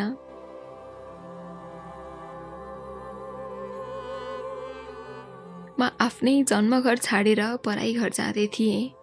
आमा बेहोसिनु भएको मात्र हेर्न पाएँ। आँखाभरि आँसु फार्दै म बिदाई भएकी थिएँ। जन्म दिने आमा र बालाई छोडेर जाँदा म भक्कानिएकी थिएँ। अर्काको घर कस्तो हुन्छ केही पनि थाहा थिएन। म बस रोइरहेकी थिएँ। नभन्दै मेरो गाउँ छोडिएर म अर्काको गाउँमा आइसकेकी थिएँ। बिहे घरमा सबै गाउँलेहरू मलाई हेर्न आएका थिए। सबैले तारिफ गरिरहेका थिए। तर म बाहिरी झुटो हाँसेर सबै सामु देखा परेकी थिएँ। मन खल्लो थियो। सम्झौताको जिन्दगी जो थियो, सपना त्याग गरेर आएकी थिएँ बुहारी बनेर। केही बेरको मुख देखाइसकिएपछि मलाई कोठामा लगियो, जहाँ सुहागरातको लागि भनेर फुलहरू छरिएका थिए। त्यो फुलहरू फुल थिएनन् छरिएका, थियो त मेरा खुसी र सपनाहरू छरिएका थिए यत्र तत्र। आजको रात मेरो जिन्दगीको कालो रात हुने थियो। नसोचेको हुँदै थियो सबै। बुढी मरेर विवाह गरेको म दोस्रो श्रीमती थिएँ उसको। रुनु बाहेक केही उपाय थिएन मसँग। गरिबको जिन्दगी केही रहेनछ। सपनाहरूको बलि चढाउनु पर्ने रहेछ।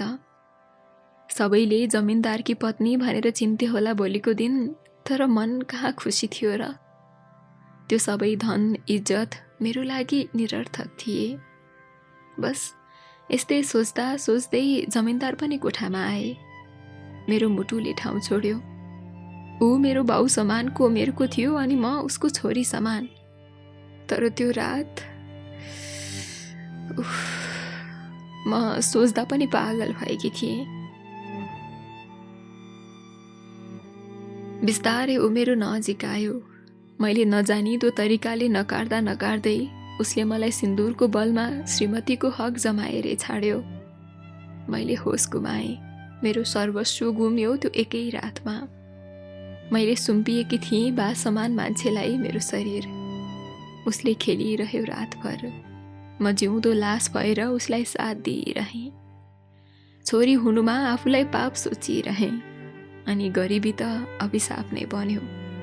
सबै सकिएको थियो मेरो जिन्दगीको। न खुसी थिएँ, न केही चाहना नै बाँकी थियो।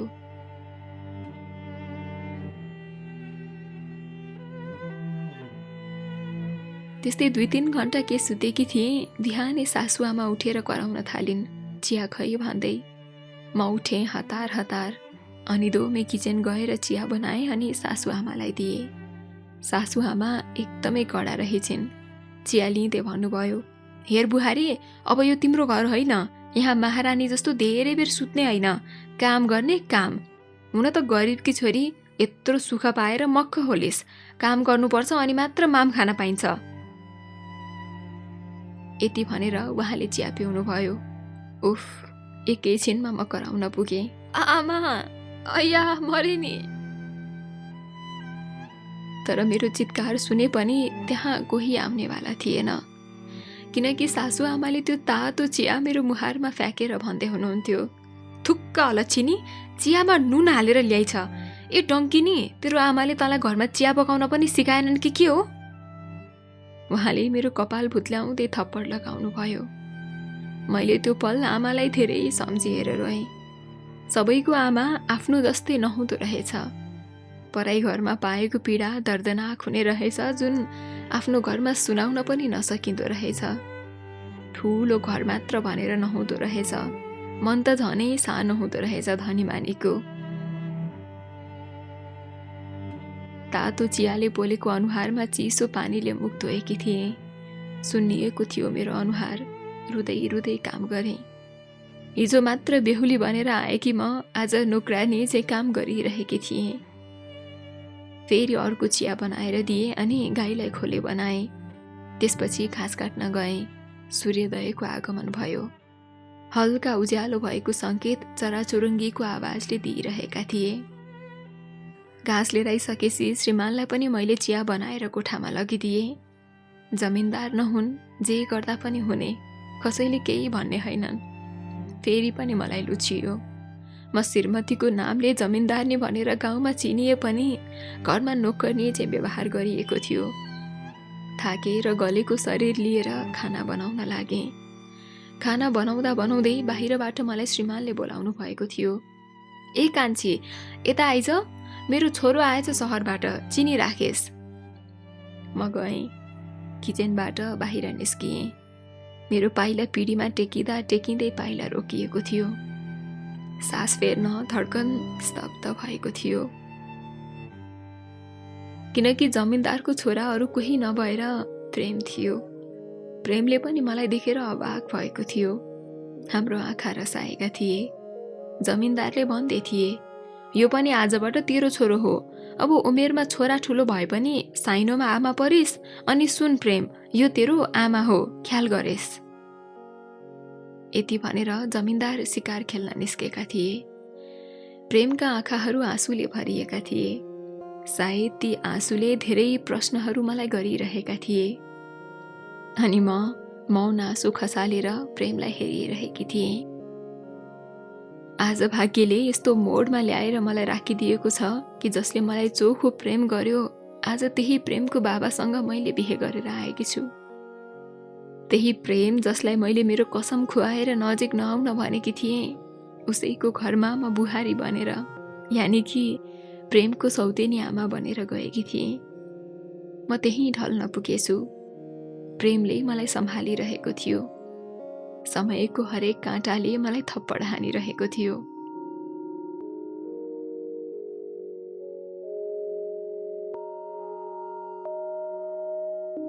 म होसमा आउँदा मेरो नजिक प्रेम थियो। उसको आँखाभरि आँसु थियो। मेरो आँखा पनि रसाएका थिए। जसलाई घृणा गरेँ आफ्नो सपना पूरा गर्न, आज उसैको घरमा बुहारी बनेर भित्रिए। सुक्क सुक्क रुँदै थिएँ म। त्यो अवस्थामा सहारा भनेकै अब मेरो लागि प्रेम थियो। तर म उसकी सौतेनी आमा थिएँ। कुनै दिन उसले मलाई मनदेखि माया गरेको थियो। ती पलहरू सम्झिएर रोएँ। प्रेमले मेरो आँखाको आँसु पुछ्दै सोध्यो, यो सब के हो माया, अनि कसरी? उसका ती प्रश्नको जवाफ म कसरी दिउँ? सिधै मुटुमा तीर गाडिएको थियो। उसको पवित्र प्रेमलाई ठुक्राएर आज उसकै बुबासँग विवाह बन्धनमा बाँधिएकी थिएँ। थाहा छैन म के नाम लिएर बोलाऊँ। त्यसपछि मैले भन्ने लाग्दा सासु आमा कराउन थालिन्। होइन, यो महारानी कहाँ मुन्टेकी छे? यहाँ आफूलाई भोक लागिसक्यो, छिटो खाना पस्की। म हतार हतार भान्सामा गएर खाना पस्किन लागेँ। त्यतिन्जेलसम्म मेरो श्रीमान पनि आइसक्नु भएको थियो। प्रेम पनि आएको थियो खानालाई। मैले सबैलाई खाना पस्किएँ। धन्न, खाना चाहिँ राम्ररी नै बनाएको रहेछु। आमालाई सम्झिएँ अनि मनमा नै भने, आमा, हजुरलाई कति सताएँ। आज धेरै याद आइरहेको छ हजुरको।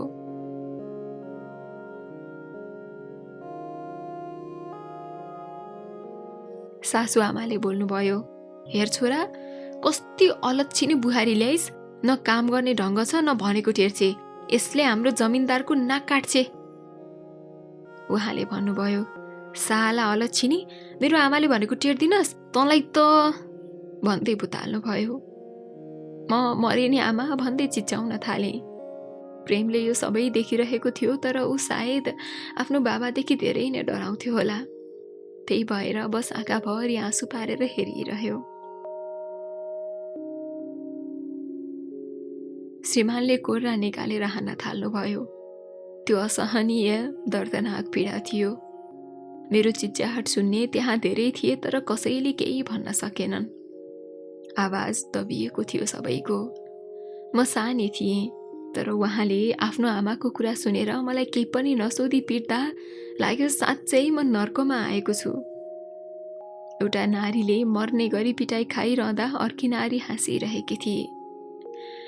प्रेम चुपचाप थियो। मलाई पिटेर थाकेपछि उहाँ जानुभयो।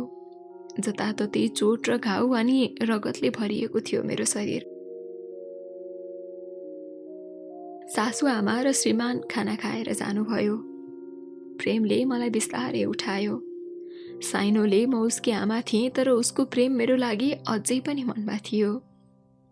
ऊ रोएको थियो मेरो चित्कारमा। त्यो अन्ध्यारो समाजमा छोरीचेलीले मुख लगाएमा पिट्ने चलन थियो। सधैँ झुकेर बोल्नुपर्ने, जे भने पनि मान्नुपर्ने खोक्रो समाजको हामी नारी जिउँदो पुत्ला बराबरको थियौँ। कसले भन्छ हरेक आमा फुल जस्तै कोमल हुन्छन् भनेर? नहुँदा रहेछन्। कोही कोही त राक्षस जस्ता पनि हुँदा रहेछन्, जुन मैले मेरो भाग्यमा पाएकी थिएँ। साँच्चै आफ्नो आमा जस्ती पराई घरको आमा नहुने रहेछन्। जति नै आफ्नो बनाउँछु भनेर सोचे पनि नहुने रहेछ। सबैको भाग्यमा बुझ्ने सासु आमा नहुँदा रहेछन्। मैले जति राम्रो बन्न खोजे पनि सासु आमाले मलाई सधैँ बुहारीको रूपमा नगनेर एउटा नोकर्नीको रूपमा हेर्नुहुन्थ्यो। सायद म गरिबको छोरी भनेर होला। सधैँ छोरालाई भएको नभएको कुरा लगाएर मलाई पिटाउनुहुन्थ्यो। म हर दिन पिटाइ खाएर त्यो दुःख सहिरहेको थिएँ। सायद म भन्दा धेरै प्रेमलाई दुख्ने गर्थ्यो। ऊ आफ्नो बासँग डराउँथ्यो, किनकि उहाँ जमिनदार हुनुहुन्थ्यो। एकदमै क्रूर राक्षस जस्तै।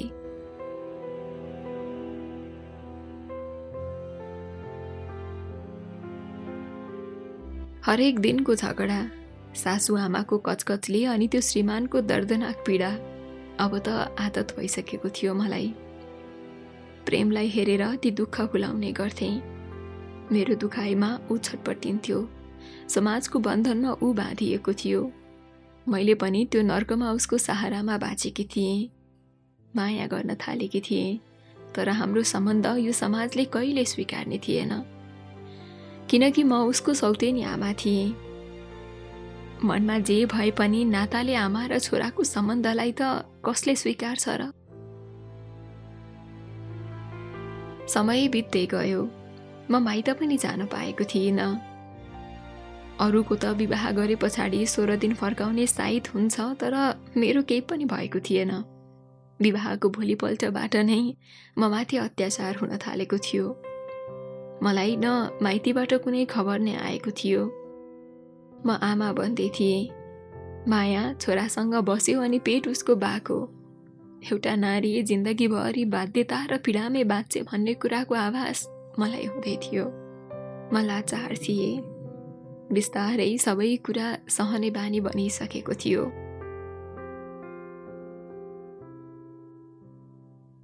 एक दिन बेथाले च्याप्यो। घरमै डेलिभरी गर्ने भयो। गाउँमा नर्स भन्नु नै केही बुढी महिलाहरू थिए। स्वास्थ्य चौकी लानुपर्छ भन्ने मान्यता त्यो गाउँमा छँदै थिएन। न कुनै छोरी मान्छेले शिक्षाको ज्योति नै पाएका थिए। त्यो अन्धकार समाजमा मैले एउटा नवशिशुलाई जन्म दिँदै थिएँ। त्यो प्रसवको पीडा सायद हरेक आमाले मात्र बुझ्न सक्छन् होला। त्यो पल श्रीमानको याद आउनु पर्थ्यो, तर मलाई प्रेमको याद आएको थियो। श्रीमानले त बिछौनामा बाहेक कहिले माया दिएनन्। शरीरसँग खेल्न मात्र माया गरेका थिए। प्रेमको प्रेम मात्रै पवित्र थियो। उसले कहिले आमा भनेर पुकारेन, तर मनभरिको माया पनि कहिले देखाएन। सकी नसकी एउटा सन्तान जन्माउँदाको पीडा सही रहँदा आमाको याद आयो। बिचारी मेरी आमाले पनि यो अवस्था पार गरेर कति पीडा भुकेर मलाई जन्माएकी रहेछिन्। मैले ती सबै कुरा भुलेर कति सताएँ होला, आज बल्ल बुझ्दै थिएँ। केही बेरको प्रयासपछि बच्चा रोएको आवाज आयो। म अर्धचेत अवस्थामा थिएँ। बाहिर आवाज आएको थियो, छोरी भएको छ जमिनदार साहेब। जमिनदारले भन्दै थिए, मेरो घरमा छोरोले मात्र जन्म लिनुपर्छ, फ्याँकिदे त्यो सन्तानलाई भिरबाट। यो चोटि भएन भने अर्कोचोटि छोरा कसो नहोला। म बेहोसीमै यो सबै सुनिरहेकी थिएँ। सानै उमेरमा बच्चा पाउँदाको पीडाले म जिउँदो लास भएकी थिएँ। झन् छोरी जन्मी, अब भिरमा फाल्दे भन्ने सुन्दा मेरो आँखाबाट बेहोसीमै आँसुका बलिन्द्र धारा बगिरहेका थिए। उनीहरूको लागि मेरो सन्तान पाप चाहिँ थियो, त्यही भएर पखाल्नलाई भिरबाट फालिने कुरा हुँदै थियो। त्यो अन्धविश्वासी समाजमा एउटा छोरीको हत्या हुँदै थियो, अनि म शिक्षित बुहारीको वेदना दबिरहेको थियो।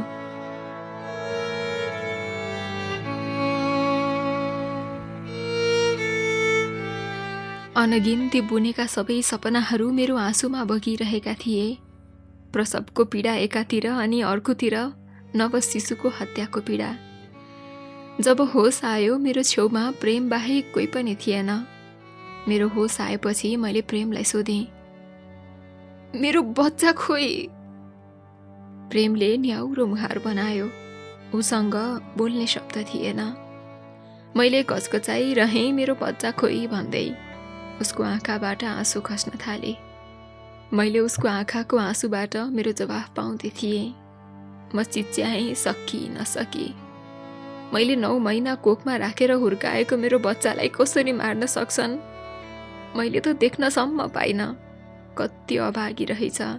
छोरी भएको कारण उसले संसारमा पाइला टेकेर पनि संसार देख्न पाइन। म बिचरी विवश आमा बनेकी थिएँ। आफ्नो सन्तानलाई बचाउन सकिन। म रोइरहेँ। प्रेमले मेरो आँखाको आँसु पुछ्दै मलाई सम्हाल्दै थियो। ऊ पनि मलाई सान्त्वना दिन बाहेक केही पनि गर्न सक्दैन थियो। नारीमाथि नारीले नै शासन चलाएर मेरो कोख उजाड पारेकी थिइन्। मेरी सासु आमा पनि त नारी हुन्, तर किन बुझ्दिनन् एउटी आमाको सन्तानप्रतिको माया? मनभरि यस्तै कुरा खेलाउँदै म रोइरहेकी थिएँ। तलबाट सासु आमा चिच्चाइन्, होइन यो महारानी ओछ्यानमा मात्रै सुत्ने हो कि काम पनि गर्ने? अलच्छिनी, पहिलो सन्तान नै छोरी दिएर मरी, अझ स्वाङ पारेर सुतिरहेकी छे। छिट्टो तल मुन्टिन्छेस् कि माथि आम? म सकि नसकी प्रेमको हातको सहारामा उठेँ। भाग्यले ठगिएकी म त्यस्तो हालतमा समेत दया देखाएनन्। कस्तो पापी परिवारमा बुहारी भएर आएछु। थाहा छैन कुन जन्मको पापको भारी बोक्दै थिएँ छोरी भएर। त्यो समाजमा छोरी भन्नासाथ कलङ्कको दाग सम्झिन्थे। बल्ल बल्ल तल झरेर खाना बनाउन थालेँ। एकदमै धेरै रगत बगिरहेको थियो मेरो शरीरबाट, तर त्यो मेरो रगतको पर्वाह कसैलाई थिएन। बच्चा जन्माएकै दिनबाट कुन चाहिँ सासूले आफ्नो बुहारीलाई काम गर्न लगाउँछिन्? तर मेरो सासु आमा मान्छे थिएनन्। उनमा आमाको ममता थिएन। उनी मानवको रूपमा एउटा राक्षस नै थिइन् जस्तो लाग्छ। त्यही भएर त मलाई बुहारी होइन, एउटा नोकर्नीको हिसाबले भित्राएका थिए। रातभरि श्रीमानको बिछ्यौना अनि दिनभरि नोकर्नी जे काम। आखिर किन हुँदैन बुहारी पराई घर गएपछि छोरी समान? के हाम्रो चाहिँ मन हुन्न र? यतिका महिना बितिसक्दा पनि कसैलाई खुसी पार्न सकेको थिएन। जति राम्रो बन्न खोजे पनि सधैँको गाली र पिटाइ खानुपर्ने। हरेक दिन आमा र बालाई सम्झेर रुने गर्थे। खाना सबैले खाइसकेपछि रातको समयमा सकि नसकी कोठामा गएँ। श्रीमान आउनु भएको थिएन। मध्यरातमा मातेर आउनुभयो, तर साथमा सुत्नु भएन। भन्नुभयो, त अब केही दिन नछुने जस्तै भएकी छिस्, त्यही भएर परको भट्टीवाल्नीसँग सुतेर आएँ।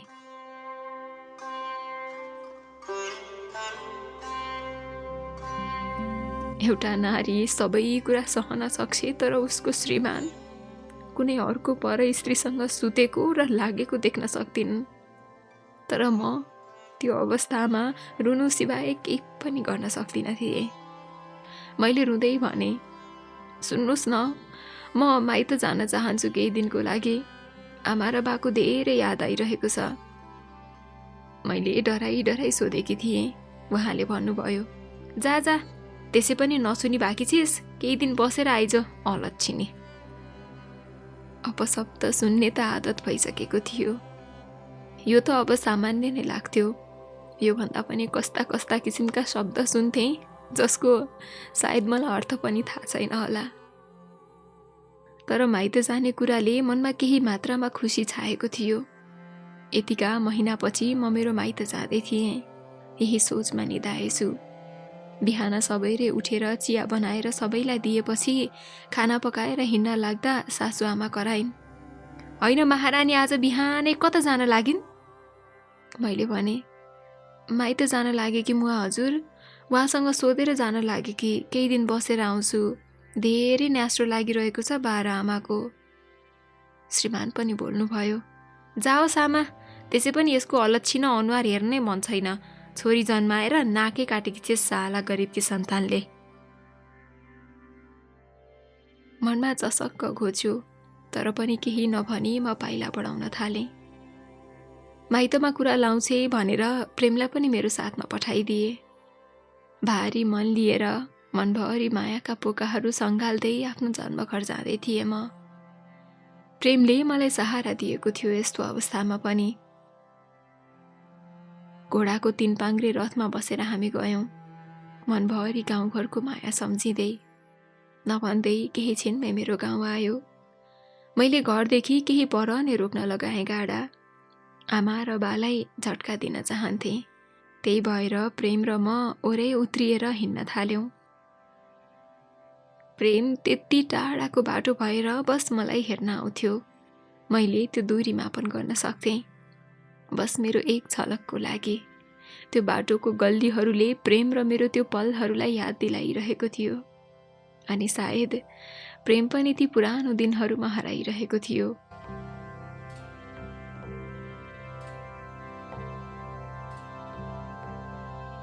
हाम्रो खेत पनि आइपुग्यो, हरियाली भएको रहेछ।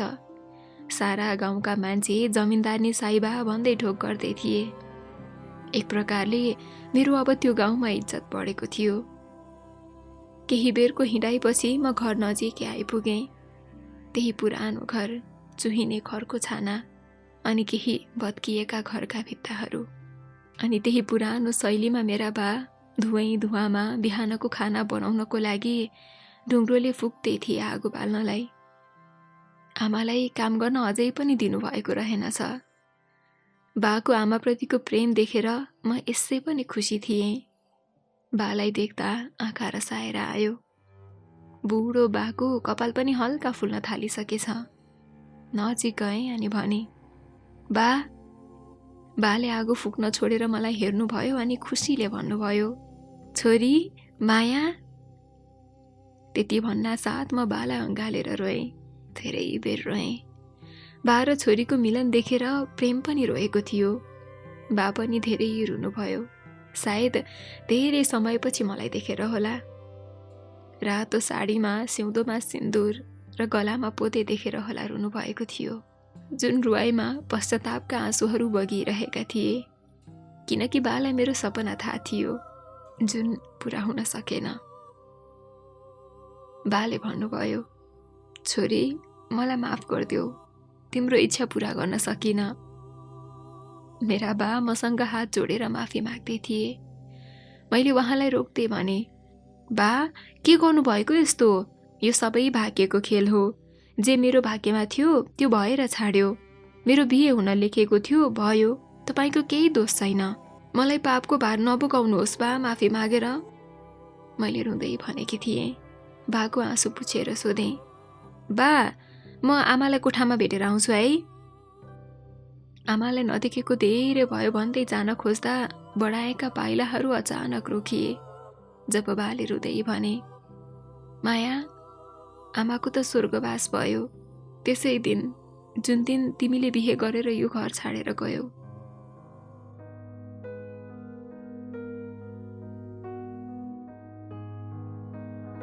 यति सुनिसक्दा नसक्दै म बेहोसिएछु।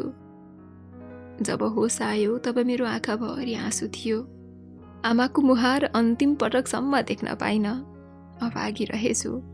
जन्मदिने आमालाई अन्तिमचोटि देख्न समेत पाइन। आमाले गर्नुभएको माया एक एक सम्झिए। आमाको हरेक गाली पनि मिठो लाग्यो त्यो पल सम्झिँदा। किनकि अब त आमा नै नरहेपछि यादको घेराभित्र रुमालिनु बाहेक केही पनि नहुँदो रहेछ। बालाई सोधेँ, किन बा, हजुरले मलाई थाहा नदिनु भएको?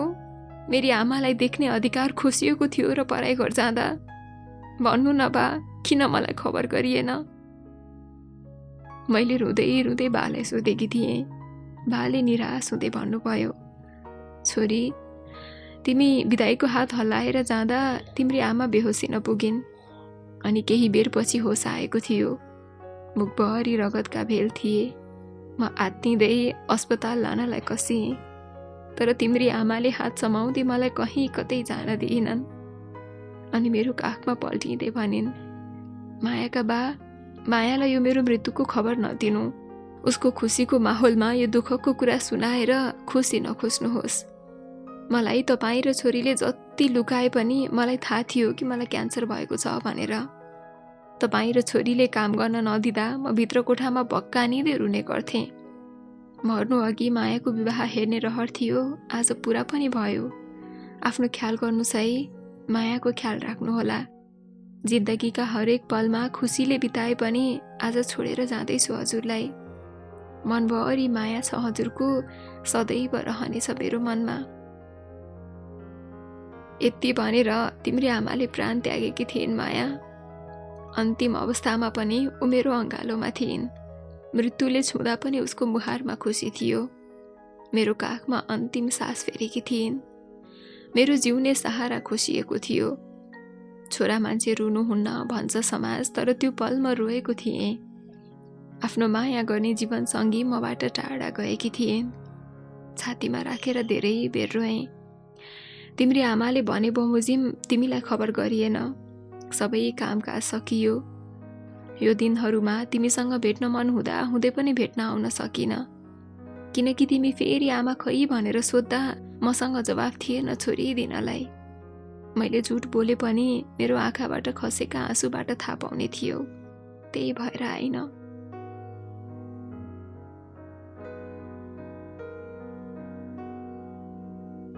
यसो भन्दै बा धेरै रोइरहनु भएको थियो। म आमालाई सम्झिएर रोइरहेकी थिएँ। सबै थाहा पाएर पनि केही थाहा नपाए झैँ मेरी आमाले पीडा मनमा लुकाएर हामीलाई कहिले निराश पार्नु भएन। आफ्नो मृत्युको खबर पाएपछि मान्छे आत्तिन्छ, तर मेरी आमाले त्यो अवसर कहिले दिनु भएन। साँच्चै आमा महान हुन्छन्।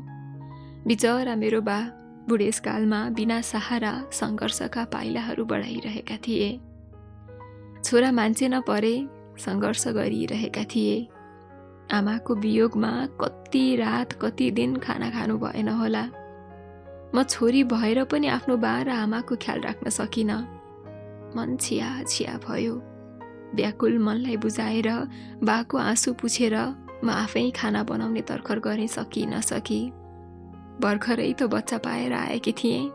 बाले सोध्नुभयो, अनि जमिनदार साहेब आउनु भएन नि, उहाँ नानी चाहिँ को हुन् नि? मैले आफ्नो मुहारमा हाँसो छर्दै भने, उहाँ कामको सिलसिलामा सहर जानुभयो, आउन पाउनु भएन, मलाई पठाउनु भयो। उहाँ चाहिँ... मेरो कुरा बिचमा काट्दै प्रेमले भन्यो, म चाहिँ घरको हली, उहाँको ख्याल गर्नलाई जमिनदार साहेबले पठाउनु भएको। प्रेमले झुट बोल्यो। बाले पत्याउनु भयो। अनि बाले भन्नुभयो, ठिकै छ नि, सम्झेको छ भनिदिनु है। ठुला बडा मान्छे कता कता काम पर्छ, जे होस् मेरी माया भाग्य मानी रहेछ। ठुलो इज्जतदार घरमा बुहारी बनेर जान पाई। मलाई पनि यही कुराको खुसी छ। अनि के भयो छोरी, सन्चो छैन कि के हो? किन साह्रै गाह्रो तरिकाले कुरा गरिरहेकी छौ नि? देख्दा पनि बिसन्चो छ जस्तो लाग्छ, के भयो? म निशब्द भएँ। कसरी सुनाऊ म बालाई कि म नर्कमा छु भनेर? कसरी भनौँ कि म आमा भनेर पनि मेरो कोख उजाड पारिएको छ भनेर? म केही बोल्न सकिनँ। प्रेमले म चुप बसेको देखेर भन्यो, उहाँले बच्चा पाउनु भयो नि बा, तपाईको नातिनी जन्मिएकी छे, सबैले माया गर्छन्, कसैले ल्याउन दिएनन्, उतै राखे, अनि त्यही खबर दिन आएको बा। प्रेमको कुरा सुनेर बा धेरै खुसी हुनुभयो। हजुरबुवा बन्ने खबरले ओठमा हाँसो आयो। लाग्यो वर्षौं पछिको खुसी आज मनाउँदै हुनुहुन्थ्यो। प्रेमको झुटमा मेरो बा मक्ख थिए। बा यो खबर गाउँभरि सुनाउन जान्छु भन्दै खुसीले जानुभयो। मैले प्रेमलाई सोधेँ, किन झुट बोल्नु भएको हजुरले? उसले भन्यो, श्रीमती बितेको पीडा, छोरीको त्यो दर्दनाक पीडा अनि मारिएको त्यो नवशिशुको कुरा सुनाएर कसरी निराश पारौँ त? बा आमाले कहिले छोराछोरीले दुःख पाएको देख्न र सुन्न सक्दैनन्। त्यही भएर यो सबै लुकाउन आवश्यक छ माया। उसले मेरो मन बुझेको थियो, मेरो पीडा देखेको थियो। त्यही भएर मेरो खुसीको साथसाथै मेरो बाको पनि खुसी देख्न चाह्यो। यो देखेर उप्रति झन् माया बढेर आयो। मैले केही नसोचे अँगालो हालेँ। मेरो अँगालोको स्पर्शमा उसले मभित्रको मायाको कमी महसुस गरेको थियो। उसले मलाई पनि अँगाल्यो। हरेक पलमा साथ दिने ऊ मात्र मेरो सहयात्री थियो। तर समाजले हाम्रो सम्बन्ध कहिले स्वीकार गर्न सक्ने थिएन। तैपनि मैले सबै भुलेर उसलाई जोडले अँगालेको थिएँ। सायद पीडामा कसैको अँगालोले हामीलाई धेरै सहारा दिँदो रहेछ। धेरै बेरसम्म अँगालेर वर्षौंको उसको मायाको प्यासलाई भर्दै थिएँ। म भित्र पनि माया छ है भनेर साबित गर्दै थिएँ। म प्रेमको माया बन्न चाहन्थेँ। मनभरि प्रेम नै प्रेम थियो। तर यो कसरी सम्भव छ त?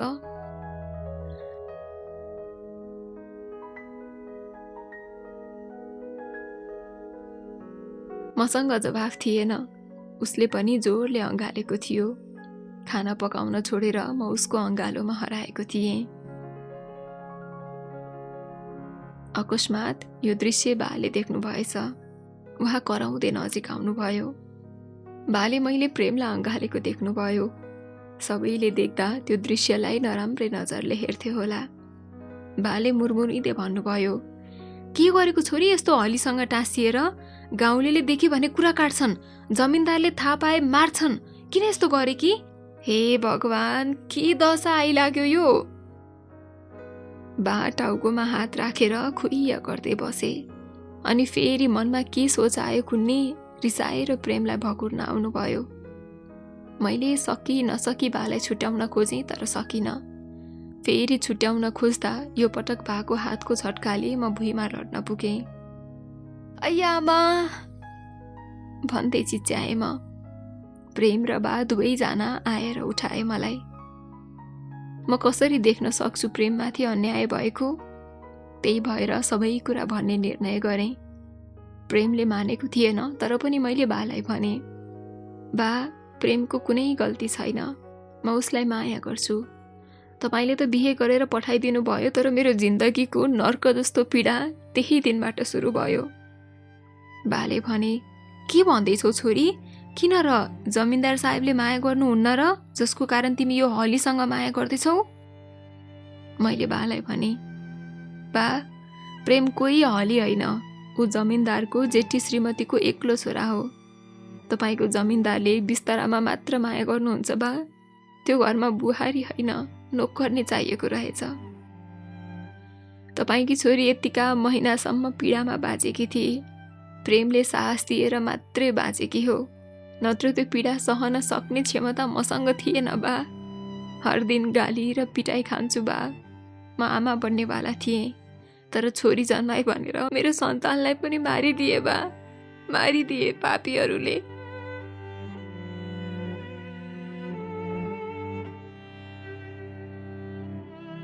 यति भनेर म चिच्याउँदै रोएँ।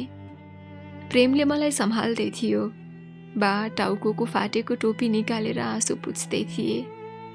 फूल जस्तै नाजुक तरिकाले पालिए कि म आज काँडाबीच मुस्कुराएको देखेर होला। बाको आँसुमा पश्चाताप बग्दै थियो। सबैको आँखामा आँसु थियो। बा पनि दुखी भए। विवाहपछि हरेक छोरीलाई धनी ज्वाइँ खोजेर दिँदा छोरी खुसी हुन्छ भन्ने कुरा सोच्नु बा र आमाको गल्ती थियो। ठुलो महल र धनले मनको खुसी नदिँदो रहेछ। मनमा शान्ति छैन भने त्यो इज्जत र धन पनि केही जस्तो नलाग्ने रहेछ। बिहे गरेको लोग्नेले नै वास्ता नगरेपछि मायाको भोको भइदो रहेछ। बा र आमालाई त छोरीलाई धनी परिवारमा दिएसी छोरी खुसी हुन्छन् जस्तो लाग्छ, तर कहिले सोध्दैनन् कि छोरी कत्तिको खुसी छ पराई घरमा भनेर। मेरो बा र आमा गलत थिए। हुन त निर्णय मेरो थियो तर त्यो परिस्थिति नै त्यस्तै थियो कि मेरो निर्णयलाई कसैले रोक्न सकेनन्। तर आज प्रमाणित गरेकी थिएँ कि मायाको जीवनमा खुसी छैन भनेर। भन्न चाहन्न थिएँ पराई घरको कुरा। कुन नारीले चाहन्छ होला र पराई घरमा मलाई पीडा भयो भन्दै सुनाउन? किनकि बा आमाले खोजिदिएको गलत हुन्न है भनेर सही बनाउनलाई भए पनि कति नारीहरू आज पनि मनभरि पीडा बोकेर माइत जाँदा फिक्का हाँसो बोकेर जाने गर्छन्। म विवश थिएँ। नचाहँदा नचाहँदै भन्न बाध्य भएँ, नत्र बाले प्रेमलाई जे पनि गर्न सक्थे। बाको आँसु पुस्दै भने, निराश नहुनुस् बा। कर्ममा जे लेखेको छ त्यो हामी नारीले बोक्नै पर्छ। मेरो भाग्यमा नै माया छैन भने जति रोए पनि नहुने रहेछ। तपाईकी माया हिम्मतवाली छे बा, चिन्ता नलिनुहोस्, एक दिन परिवर्तन गर्ने छे यो पुरानो रीतिरिवाज र अन्धविश्वासलाई। बा चुप थिए, सायद पहिलोचोटि हार खाँदै थिए। उही पुरानो शैलीमा ढुङ्ग्राले आगो फुक्दै खाना बसाले। प्रेमले मलाई साथ दियो, सबैजना मिलेर ढिँडो खायौँ। रातभरि निद्रा लागेन, आमाको याद आएर आँसु खसिरह्यो। बालाई नभन्नुपर्ने कुरा भनेको कारण के सोचे होलान् बाले भनेर मन पनि दुख्यो। त्यसै पनि आमा बितेको कारण कति हिम्मत गरेर बाँचेका थिए, झन् मेरो कुराले कति मन दुखाए होला। यही सोचेर निदाउन सकिन। बालाई कोठामा हेर्न गएँ, टुकी बलिरहेको थियो, बा निदाइरहेका थिए। दिनभरि परिवारको लागि सङ्घर्ष गर्ने पुरुषको जिन्दगी कठै म मेरो बाले हाम्रो लागि गरेका सबै बोझहरू सम्झिरहेको थिएँ।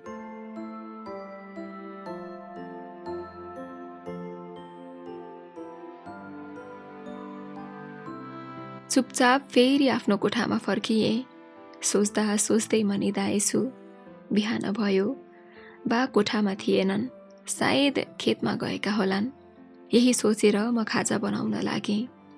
प्रेम पनि केही बेरपछि उठ्यो। भुटेको मकै र गुन्द्रुकको अचार बनाएकी थिएँ। प्रेमलाई खाजा दिएर म बालाई खेतमा खाजा पुर्याउन जान भनी हिँड्दा प्रेमले रोक्दै भन्यो, नजाऊ माया, यस्तो हालतमा आराम गर, बरु म लगिदिन्छु। मैले भने, चिन्ता नगर्नुहोस् न, मेरा बासँग धेरै समय बिताउन मन छ, कुरा गर्न मन छ। धेरै पछि माइत आएको छु, म बिस्तारै जान्छु। प्रेमले भन्यो, ठिकै छ, तिमी जाँदै गर, म पनि खाजा खाइसकेर आउँछु नि है। मैले हस् भनेर बाको लागि खाजाको पोको बोकेर म खेततिर लागेँ। हिजोको कुराले बालाई नराम्रो लाग्यो होला भन्दै मनभरि कुरा खेलाउँदै म खेतमा पुगेँ। माफी माग्छु भन्दै मनमा सोचेँ। खेतमा पुग्दा बा त्यहाँ थिएनन्। हलोले बाँधिएको गोरु त्यत्तिकै थिए। वरिपरि जब मैले हेरेँ, एउटा रुखमा झुन्डिएको जे देखेँ, त्यो देखेर म स्तब्ध भएँ। लाग्यो म यो संसारमै छैन। यो मैले के देखिरहेको छु विश्वासै गर्न सकिनँ। म बेहोसिएछु त्यो दृश्यले, जहाँ मेरा बाले आफ्नो गलामा पासो लगाएर झुन्डिएका थिए। जब म होसमा आएँ, मेरो छेउमा प्रेम थियो। उसको आँखा पनि रसाएको थियो। मलाई बाको याद आयो पिउजिना साथ। मेरा बा त्यो रुखमा झुन्डिरहेका थिए। पागल चाहिँ दौडिएर नजिक गएँ। प्रेम मेरो पछि पछि आइरहेको थियो। मैले बाको खुट्टा समाएर रुँदै भने, बा उठ्नुहोस् न, हजुर बिना म कसरी बाँचौँ? हे बा, तपाईँकी छोरी माया हो म, बोलाउनुहोस् न मलाई छोरी भन्दै। मैले गरेको प्रगति हेरेर खुसीले छाती फुलाएर हिँड्छु भन्नुभएको थियो त सानोमा, आज किन छोडेर जानुभएको? बा, मेरो संसारमा कोही छैन मलाई बुझ्ने। मेरो हौसला भन्नु नै तपाईँ हो। अब कसको सहारामा जिउनु म? म रोइरहेँ, म कराइरहेँ। मेरो आवाज त्यो हरियालीमा विलिन हुँदै पर परसम्म पुग्दै थियो। गाउँलेहरू बिस्तारै जम्मा हुँदै थिए। सबैले बिचरा भन्दै दुःख पोख्दै सान्त्वना दिँदै थिए। प्रेमले मलाई सम्हाल्दै थियो। आँसुको सागर बगेको थियो। संसार उजाडिएको थियो मेरो। आमाको मृत्यु देख्न पाइन। दुःख बिसाउने ठाउँ बा हुनुहुन्थ्यो, त्यही खुसीले भेट्न आए। बाले पनि उपहार दिएर गए मृत्यु। हे भगवान, कति पीडा दिन्छस् मलाई। अब त थाकिस् होला। हेर, आज तेरो अगाडि म थाकेको छु, गलेको छु। सबै उजाडिएको छ मेरो जिन्दगी।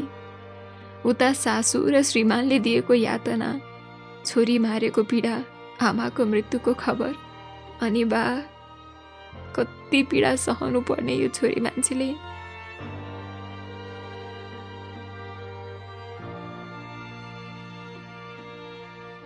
म कराइरहेकी थिएँ, बरबराइरहेकी थिएँ। मेरो बाको लासलाई डोरी काटेर निकालियो। बालाई सुस्तरी भुइँमा लडाइयो। म नजिक गएर हेरेँ। बाको मुहार पश्चातापका लहरहरूसँगै पीडामा छटपटिएको देख्न सक्थेँ। जीवनभर कहिले हार नखाएका मेरा बा मेरो दुःख सम्झेर सहन नसकी प्राण त्याग गरेका थिए। सायद माफी मागेका थिए मसँग, तर त्यो माफी मेरो लागि अभिशाप बन्यो। किनकि मैले गुमाएँ, किन सुनाएछु भनेर आफैलाई धिक्कारेँ। बाको हत्यारा आफैलाई मानेर छाती पिटी पिटी रोएँ। बालाई कोट्याउँदै भन्दै थिएँ, बा आँखा खोल्नुहोस् न, हेर्नु त तपाईँकी छोरी माया आएकी छे, केही त बोल्नुहोस्। प्रेम, हेर्नु न मेरो बा मसँग रिसाउनु भएछ, बोल्नु नै हुन्न, बोल्न भनिदिनुहोस् न प्लिज। मेरो त्यो बा प्रतिको माया देखेर सबै गाउँलेहरू पनि रोइरहेका थिए। सबैको आँखामा आँसु थियो। पीडाको पहाड आज सबै ममाथि खनिए चाहिँ लागेको थियो। मेरो बा आमासँगको मिलापमा गएका थिए मलाई छोडेर। जिन्दगीभरि सङ्घर्ष गरेर आज विश्राम लिएका थिए। बिस्तारै मेरो बाको लास उठाइयो। म कराइरहेकी थिएँ, म पनि मेरो बासँगै जान्छु, बा लानुहोस् न मलाई तपाईँसँगै, म हजुर बिना एक्लो छु, बा, हे बा। प्रेमले मलाई समातिरहेको थियो। सबैजना लास लिएर खोलाको किनारमा पुगे। चिता बनाइयो। चितामा मेरो बाको लास राखियो।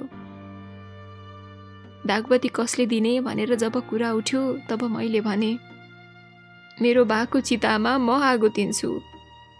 सबैले अचम्म माने, किनकि समाजमा छोराले मात्र चितामा आगो दिने चलन थियो।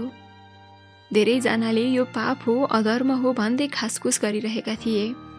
मैले रिसाउँदै बलिरहेको दाउरा लिएर भने, छोरा भने पनि छोरी भने पनि मै हो मेरो बाको लागि। तिमीहरूको खोक्रो समाजको रीति मान्नु छैन मलाई। छोरा र छोरी एउटै सन्तान होइन र? कि हामी पढाइ घर जाने जात मात्र हो र? हामी पनि सक्छौँ परिवारको जिम्मेवारी उठाउन। म परिवर्तन गर्छु यो अन्धविश्वास, कसले रोक्छ मलाई? मेरो कुरा काट्ने हिम्मत कसैको थिएन, किनकि म जमिनदारनी थिएँ पल्लो गाउँको। बिस्तारै मैले मेरो बालाई चितामा आगो दिएँ। नयाँ जिन्दगीको अध्याय सुरु हुँदै थियो त्यो गाउँमा।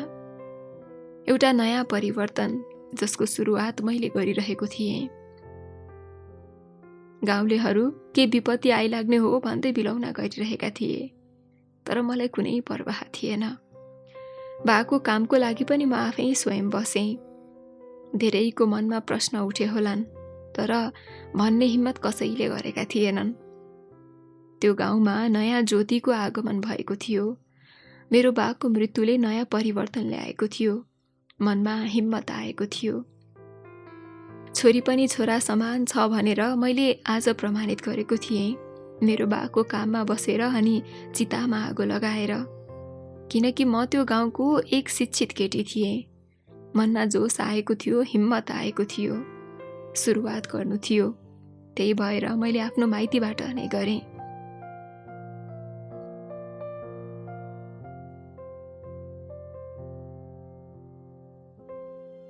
सबै काम सकेर प्रेम र म गयौँ। प्रेमले मलाई एकचोटि पनि प्रश्न गरेन ती सबै कुरा हुँदासम्म। तर जब प्रेम र म घर पुग्यौँ, जमिनदार यानि कि मेरो श्रीमान हातमा खुकुरी लिएर बसिरहेका थिए। जब उनले हामी दुवैलाई देखे तब दौडिएर हाम्रो नजिक आए अनि खुकुरी प्रहार गर्न खोजे। तर पहिलो पटक प्रेमले आफ्नो बाबाको हात समाइरहेको थियो मलाई बचाउन। सबैजनाले छक्क परेर हेरिरहेका थिए, किनकि पहिलो पटक प्रेमले बाबाको हात समाएको थियो। अनि भन्यो, आखिर किन मार्न खोज्दै हुनुहुन्छ उसलाई? प्रेमको कुरा सुनेर जमिनदारले जङ्गिँदै भने, यो साला डङ्किनी समाज बदल्न खोज्ने, परापूर्वकालदेखि चल्दै आएको रीतिथिति तहस नहस पारेर आकी छे। आफ्नो बालाई यो छोरी भएर कसरी दागबत्ती दिन सक्छे? यसले मेरो नाक काटे। वरिपरिका हरेक गाउँमा मेरो इज्जत छ, तर यसले त्यो सबै इज्जत मेरो पानीमा बगाई। यसलाई म नम्बारी छोड्दिन। बाबा र छोराको घमासान लडाईँ भयो। म आफै पीडामा थिएँ। त्यसै बेला पछाडिबाट सासु आएर मलाई कपाल जगल्ट्याउँदै भन्नुभयो, त गरिब भिखारीकी छोरी, तेरो कारण आज बाउ छोरा लडाईँ गरिरहेका छन्। तै होस् यो सबै कुराको जड। अलच्छिनी, आज तँलाई नम्बारी छोड्दिन। यस्तो भन्दै मलाई बुत्ल्याउन थाल्नुभयो। मलाई असह्य पीडा भयो। आज मर्ने नै भयो भन्ने लाग्यो। त्यति धेरै पीडा बोकेर आएकी थिएँ माइतीबाट, तर झन् यता अर्को रणाको मचिएको थियो। मलाई पनि यसै मर्ने उसै मर्ने भनेर हिम्मत गरेर सासुआमाको जगल्टा लुस्न लागेँ अनि पर हुत्याइदिएँ। सासुआमा भित्तामा ठोकिएर लड्नुभयो। उहाँ बेहोसिनुभयो। मलाई पनि धेरै नै रिस उठेर हिम्मत खै कताबाट आयो थाहा छैन। प्रेमलाई बचाउनको लागि म पनि सहायता गर्न गएँ। प्रेम धेरै नै घाइते भइसकेको थियो। खुकुरीको प्रहार छेक्दा छेक्दै उसको शरीरको हरेक ठाउँबाट रगत बगिरहेका थिए। यो पटक त प्रेमको घाँटीमा खुकुरीको धार पुगिसकेको थियो। लाग्थ्यो कि आज उसको बाउले छोरालाई मार्न लागेको छ। त्यो बेलामा मैले केही पनि सोच्नै सकिनँ। पागल चाहिँ भएँ। श्रीमान नसोची एउटा राक्षस सोचेर छेउमा रहेको ठुलो ढुङ्गाले जमिनदारको टाउकोमा हाने। जमिनदार ठहरे भएर ढले। रगतका भेलहरू बगे। सबैजना हेरिरहेका थिए।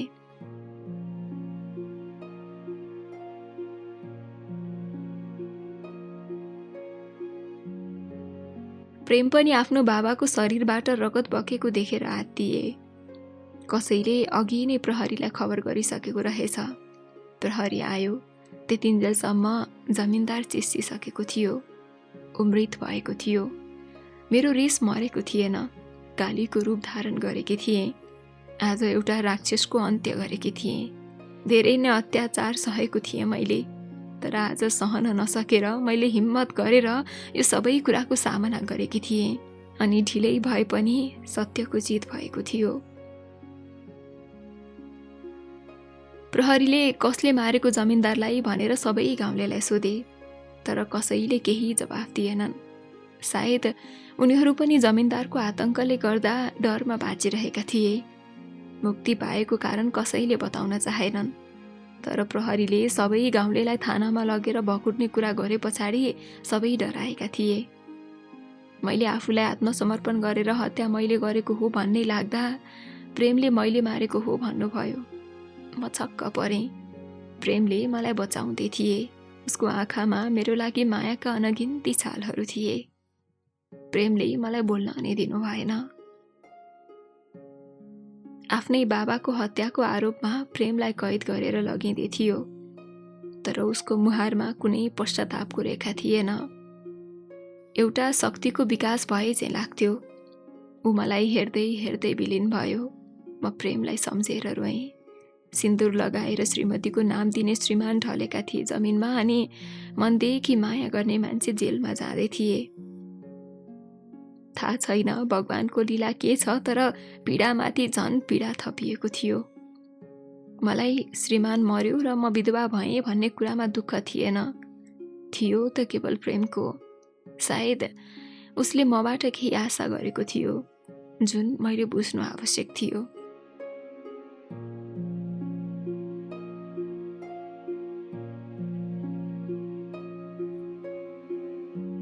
सासु आमालाई अस्पताल लगियो। श्रीमानको लास मैले आफै जलाएँ, किनकि अब त्यो गाउँमा मलाई औँला उठाउने कोही पनि थिएन।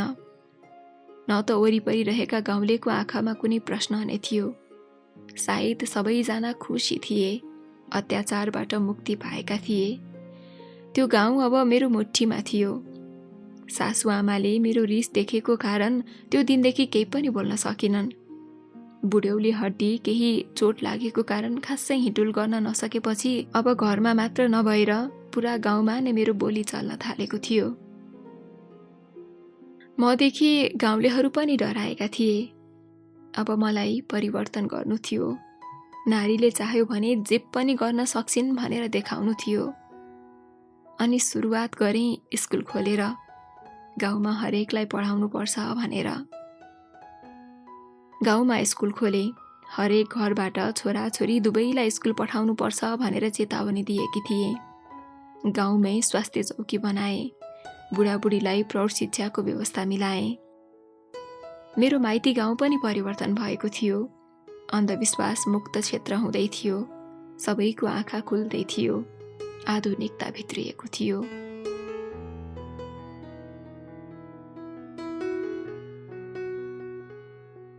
प्रेमलाई पनि सबै प्रमाण पुर्याएर निकालेर ल्याए। एक त उसले आफैले प्रहार गरेको होइन, आफ्नो बचाउको लागि आएको प्रहार रोक्दाखेरि उसको ज्यान गएको हो भनेर सफाई दिए। हुन पनि सबै गाउँलेले यो कुरामा सहमति जनाएर साथ दिएका थिए। जमिनदार भएपछि थोरै सोर्स फोर्स पनि काम लाग्यो। वरिपरिका गाउँमा मेरो चर्चा सुनिएको थियो। हरेक गाउँको जमिनदार मेरो नाम सुनेर डराउँथे। प्रेम फर्किएर आएकोमा मलाई खुसी लागेको थियो।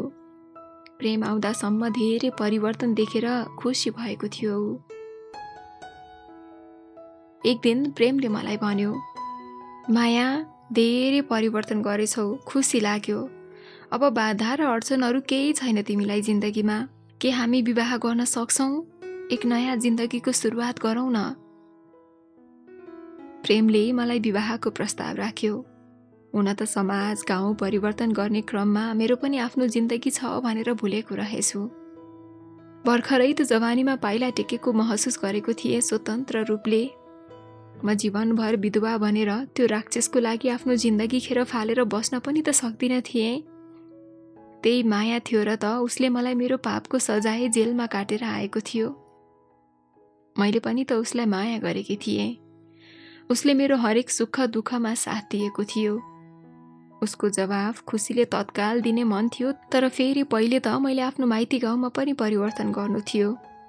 त्यही भएर मैले प्रेमलाई खुसी हुँदै भने, प्रेम, म पनि त हजुरलाई धेरै माया गर्छु। मेरो हरेक दुःखमा साथ र हौसला दिनुभएको छ। मैले नचाहँदा पनि हजुरले मलाई माया गरिरहनु भयो त्यो बेलादेखि नै। साँच्चै हजुरको प्रेम एकदमै पवित्र छ। तर बिहेको कुरा अहिले नसोचौँ होला। पहिले म मेरो माइती गाउँलाई पनि यहाँको जस्तै परिवर्तन भएको देख्न चाहन्छु। बरु मलाई साथ दिनुहोस् न, अनि हामी विवाहको बारेमा सोचौँला नि है। प्रेम बुझ्ने थियो। मेरो कुरा कहिले काटेको थिएन। उसले यो कुरामा मन्जुरी दियो र साथ पनि दिने भयो।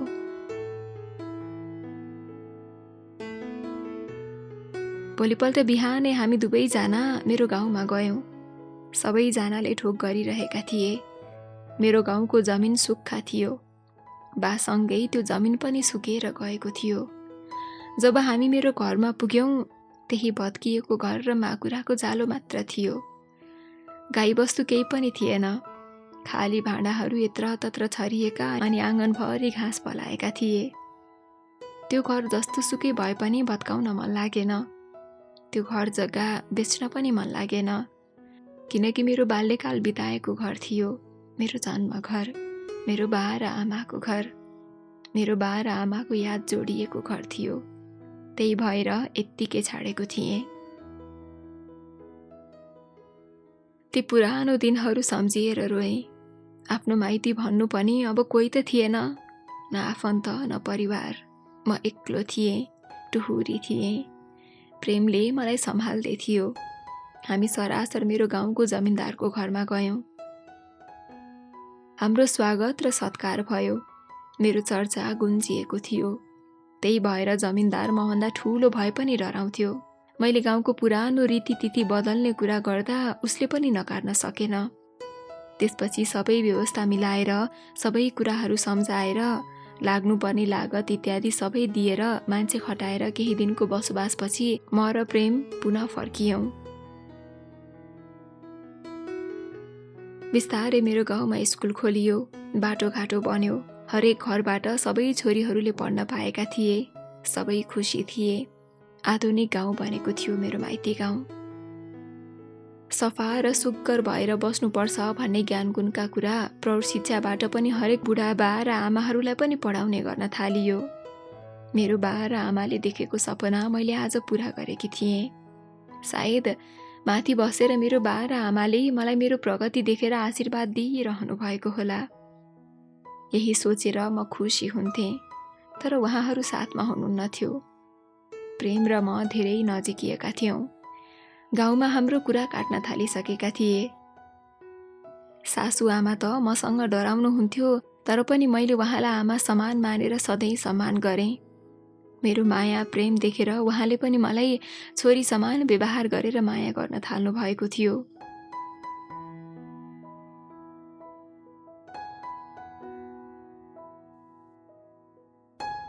प्रेम र म एउटै उमेरको भएर पनि धेरैले कुरा काट्थे, तर मेरो सामु कसैले केही भन्न सक्दैन थिए।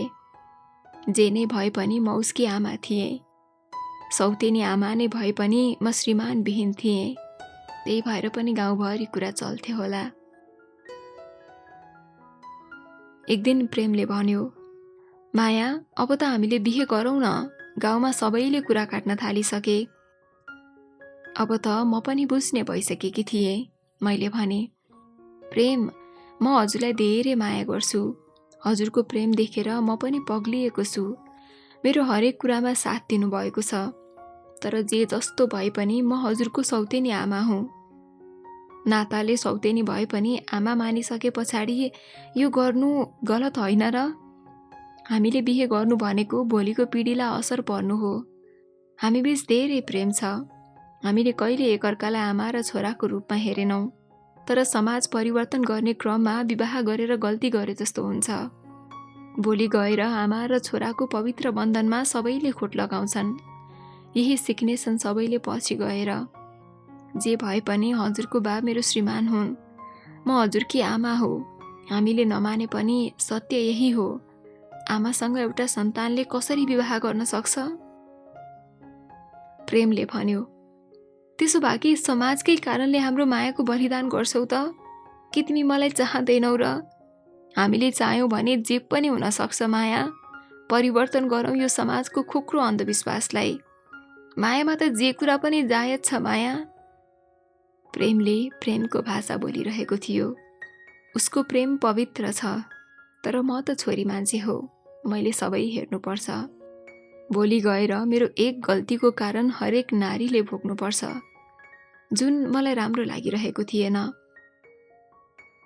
मैले प्रेमलाई सम्झाउँदै भने, प्रेम, म पनि हजुरलाई छोराको नजरमा कहिले हेर्न सक्दिनँ। अनि म हजुर बाहेक अरू कसैलाई मेरो जीवनमा पनि आउन दिने छैन। तर एउटी आमा र छोराको विवाह कसरी सम्भव हुन सक्छ भन्नुहोस् त? भगवान पछिको यस धरतीमा दोस्रो भगवानको रूपमा आमालाई पुज्ने गरिन्छ।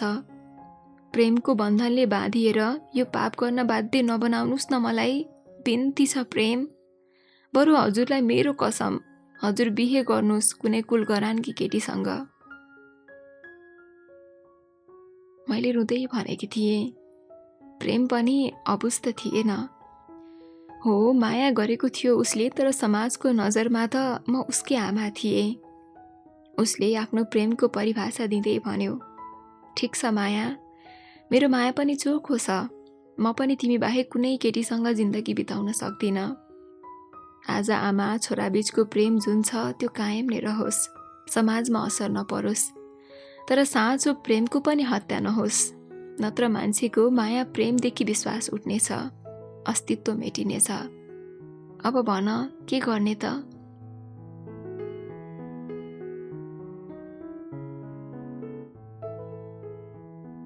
उसले बुझेको थियो मलाई।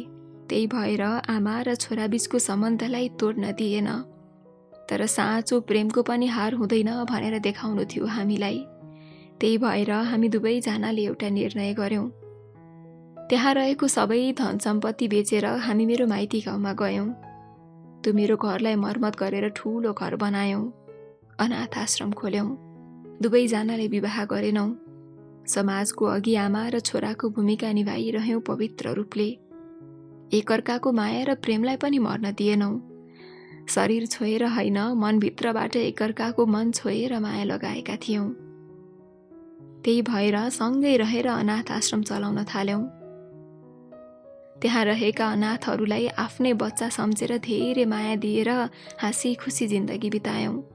एउटा नयाँ अध्यायको सुरुवात सफल भएको थियो। हो, म नारी भएर पुरुषको निरङ्कुशतामा दबिएर बसेको हरेक नारीको लागि ऊर्जा बनेकी थिएँ। मेरो जित भएको थियो। हरेक नारीको प्रेरणा थिए म। पुरुषको अत्याचारलाई पनि महाकाली बनेर विनाश गर्न सकिन्छ भनेर हरेकलाई शिक्षा दिएकी थिएँ मैले। हरेक प्रेमको अन्त्य सिन्दूर नै हुन्छ भन्ने छैन। तर सिन्दूर बिनाको सम्बन्ध नाजायज हुन्छ भन्ने पनि छैन। किनकि मायामा त्याग हुनुपर्छ, तर हामीले न त त्याग गर्यौं न त एक नै भयौं। तर मनभरि माया थियो एकअर्काको लागि। समाजको बन्धनलाई तोडेनौ पनि अनि सम्बन्ध जोडेनौ पनि, तर हाम्रो माया सधैँभरि पवित्र रहिरह्यो। समाजमा नयाँ परिवर्तन गरेका थियौँ, समाजको दायराभित्र रहेर। जमिनदार जस्तो पुरुषको पनि अन्त्य नारीले गर्न सक्छिन् भनेर देखाएको थिएँ भने एउटी नारीलाई प्रेम जस्तो पवित्र माया गर्ने मान्छेको पनि खाँचो हुन्छ भनेर देखाएकी थिएँ। एक्लो जिन्दगीमा सहारा चाहिन्छ भनेर उदाहरण प्रेमबाट दिएकी थिएँ, किनकि प्रेम मेरो हौसला थियो। यहाँ जित नारीको मात्र होइन, एक असल पुरुषको पनि भएको थियो। सँगै हातेमालो गरेर हिँडेमा नारी पुरुष मिलेर जिन्दगी नै रङ्गाउन सक्छन् भनेर समाजलाई देखाएँ। हो, म माया। प्रेमले मलाई प्रेमले अँगाल्यो अनि मैले उसको प्रेमलाई मायाको रूप दिएर समाज बदल्दिएँ। त्यही भएर नर र नारी एकअर्काका परिपूरक हुन्। सबैलाई सम्मान गरौँ, आफूभित्रको जमिनदारलाई मारौँ अनि माया र प्रेमको जस्तै आफूलाई समझदार बनाऊ। सबैलाई धन्यवाद अनि धेरै धेरै माया।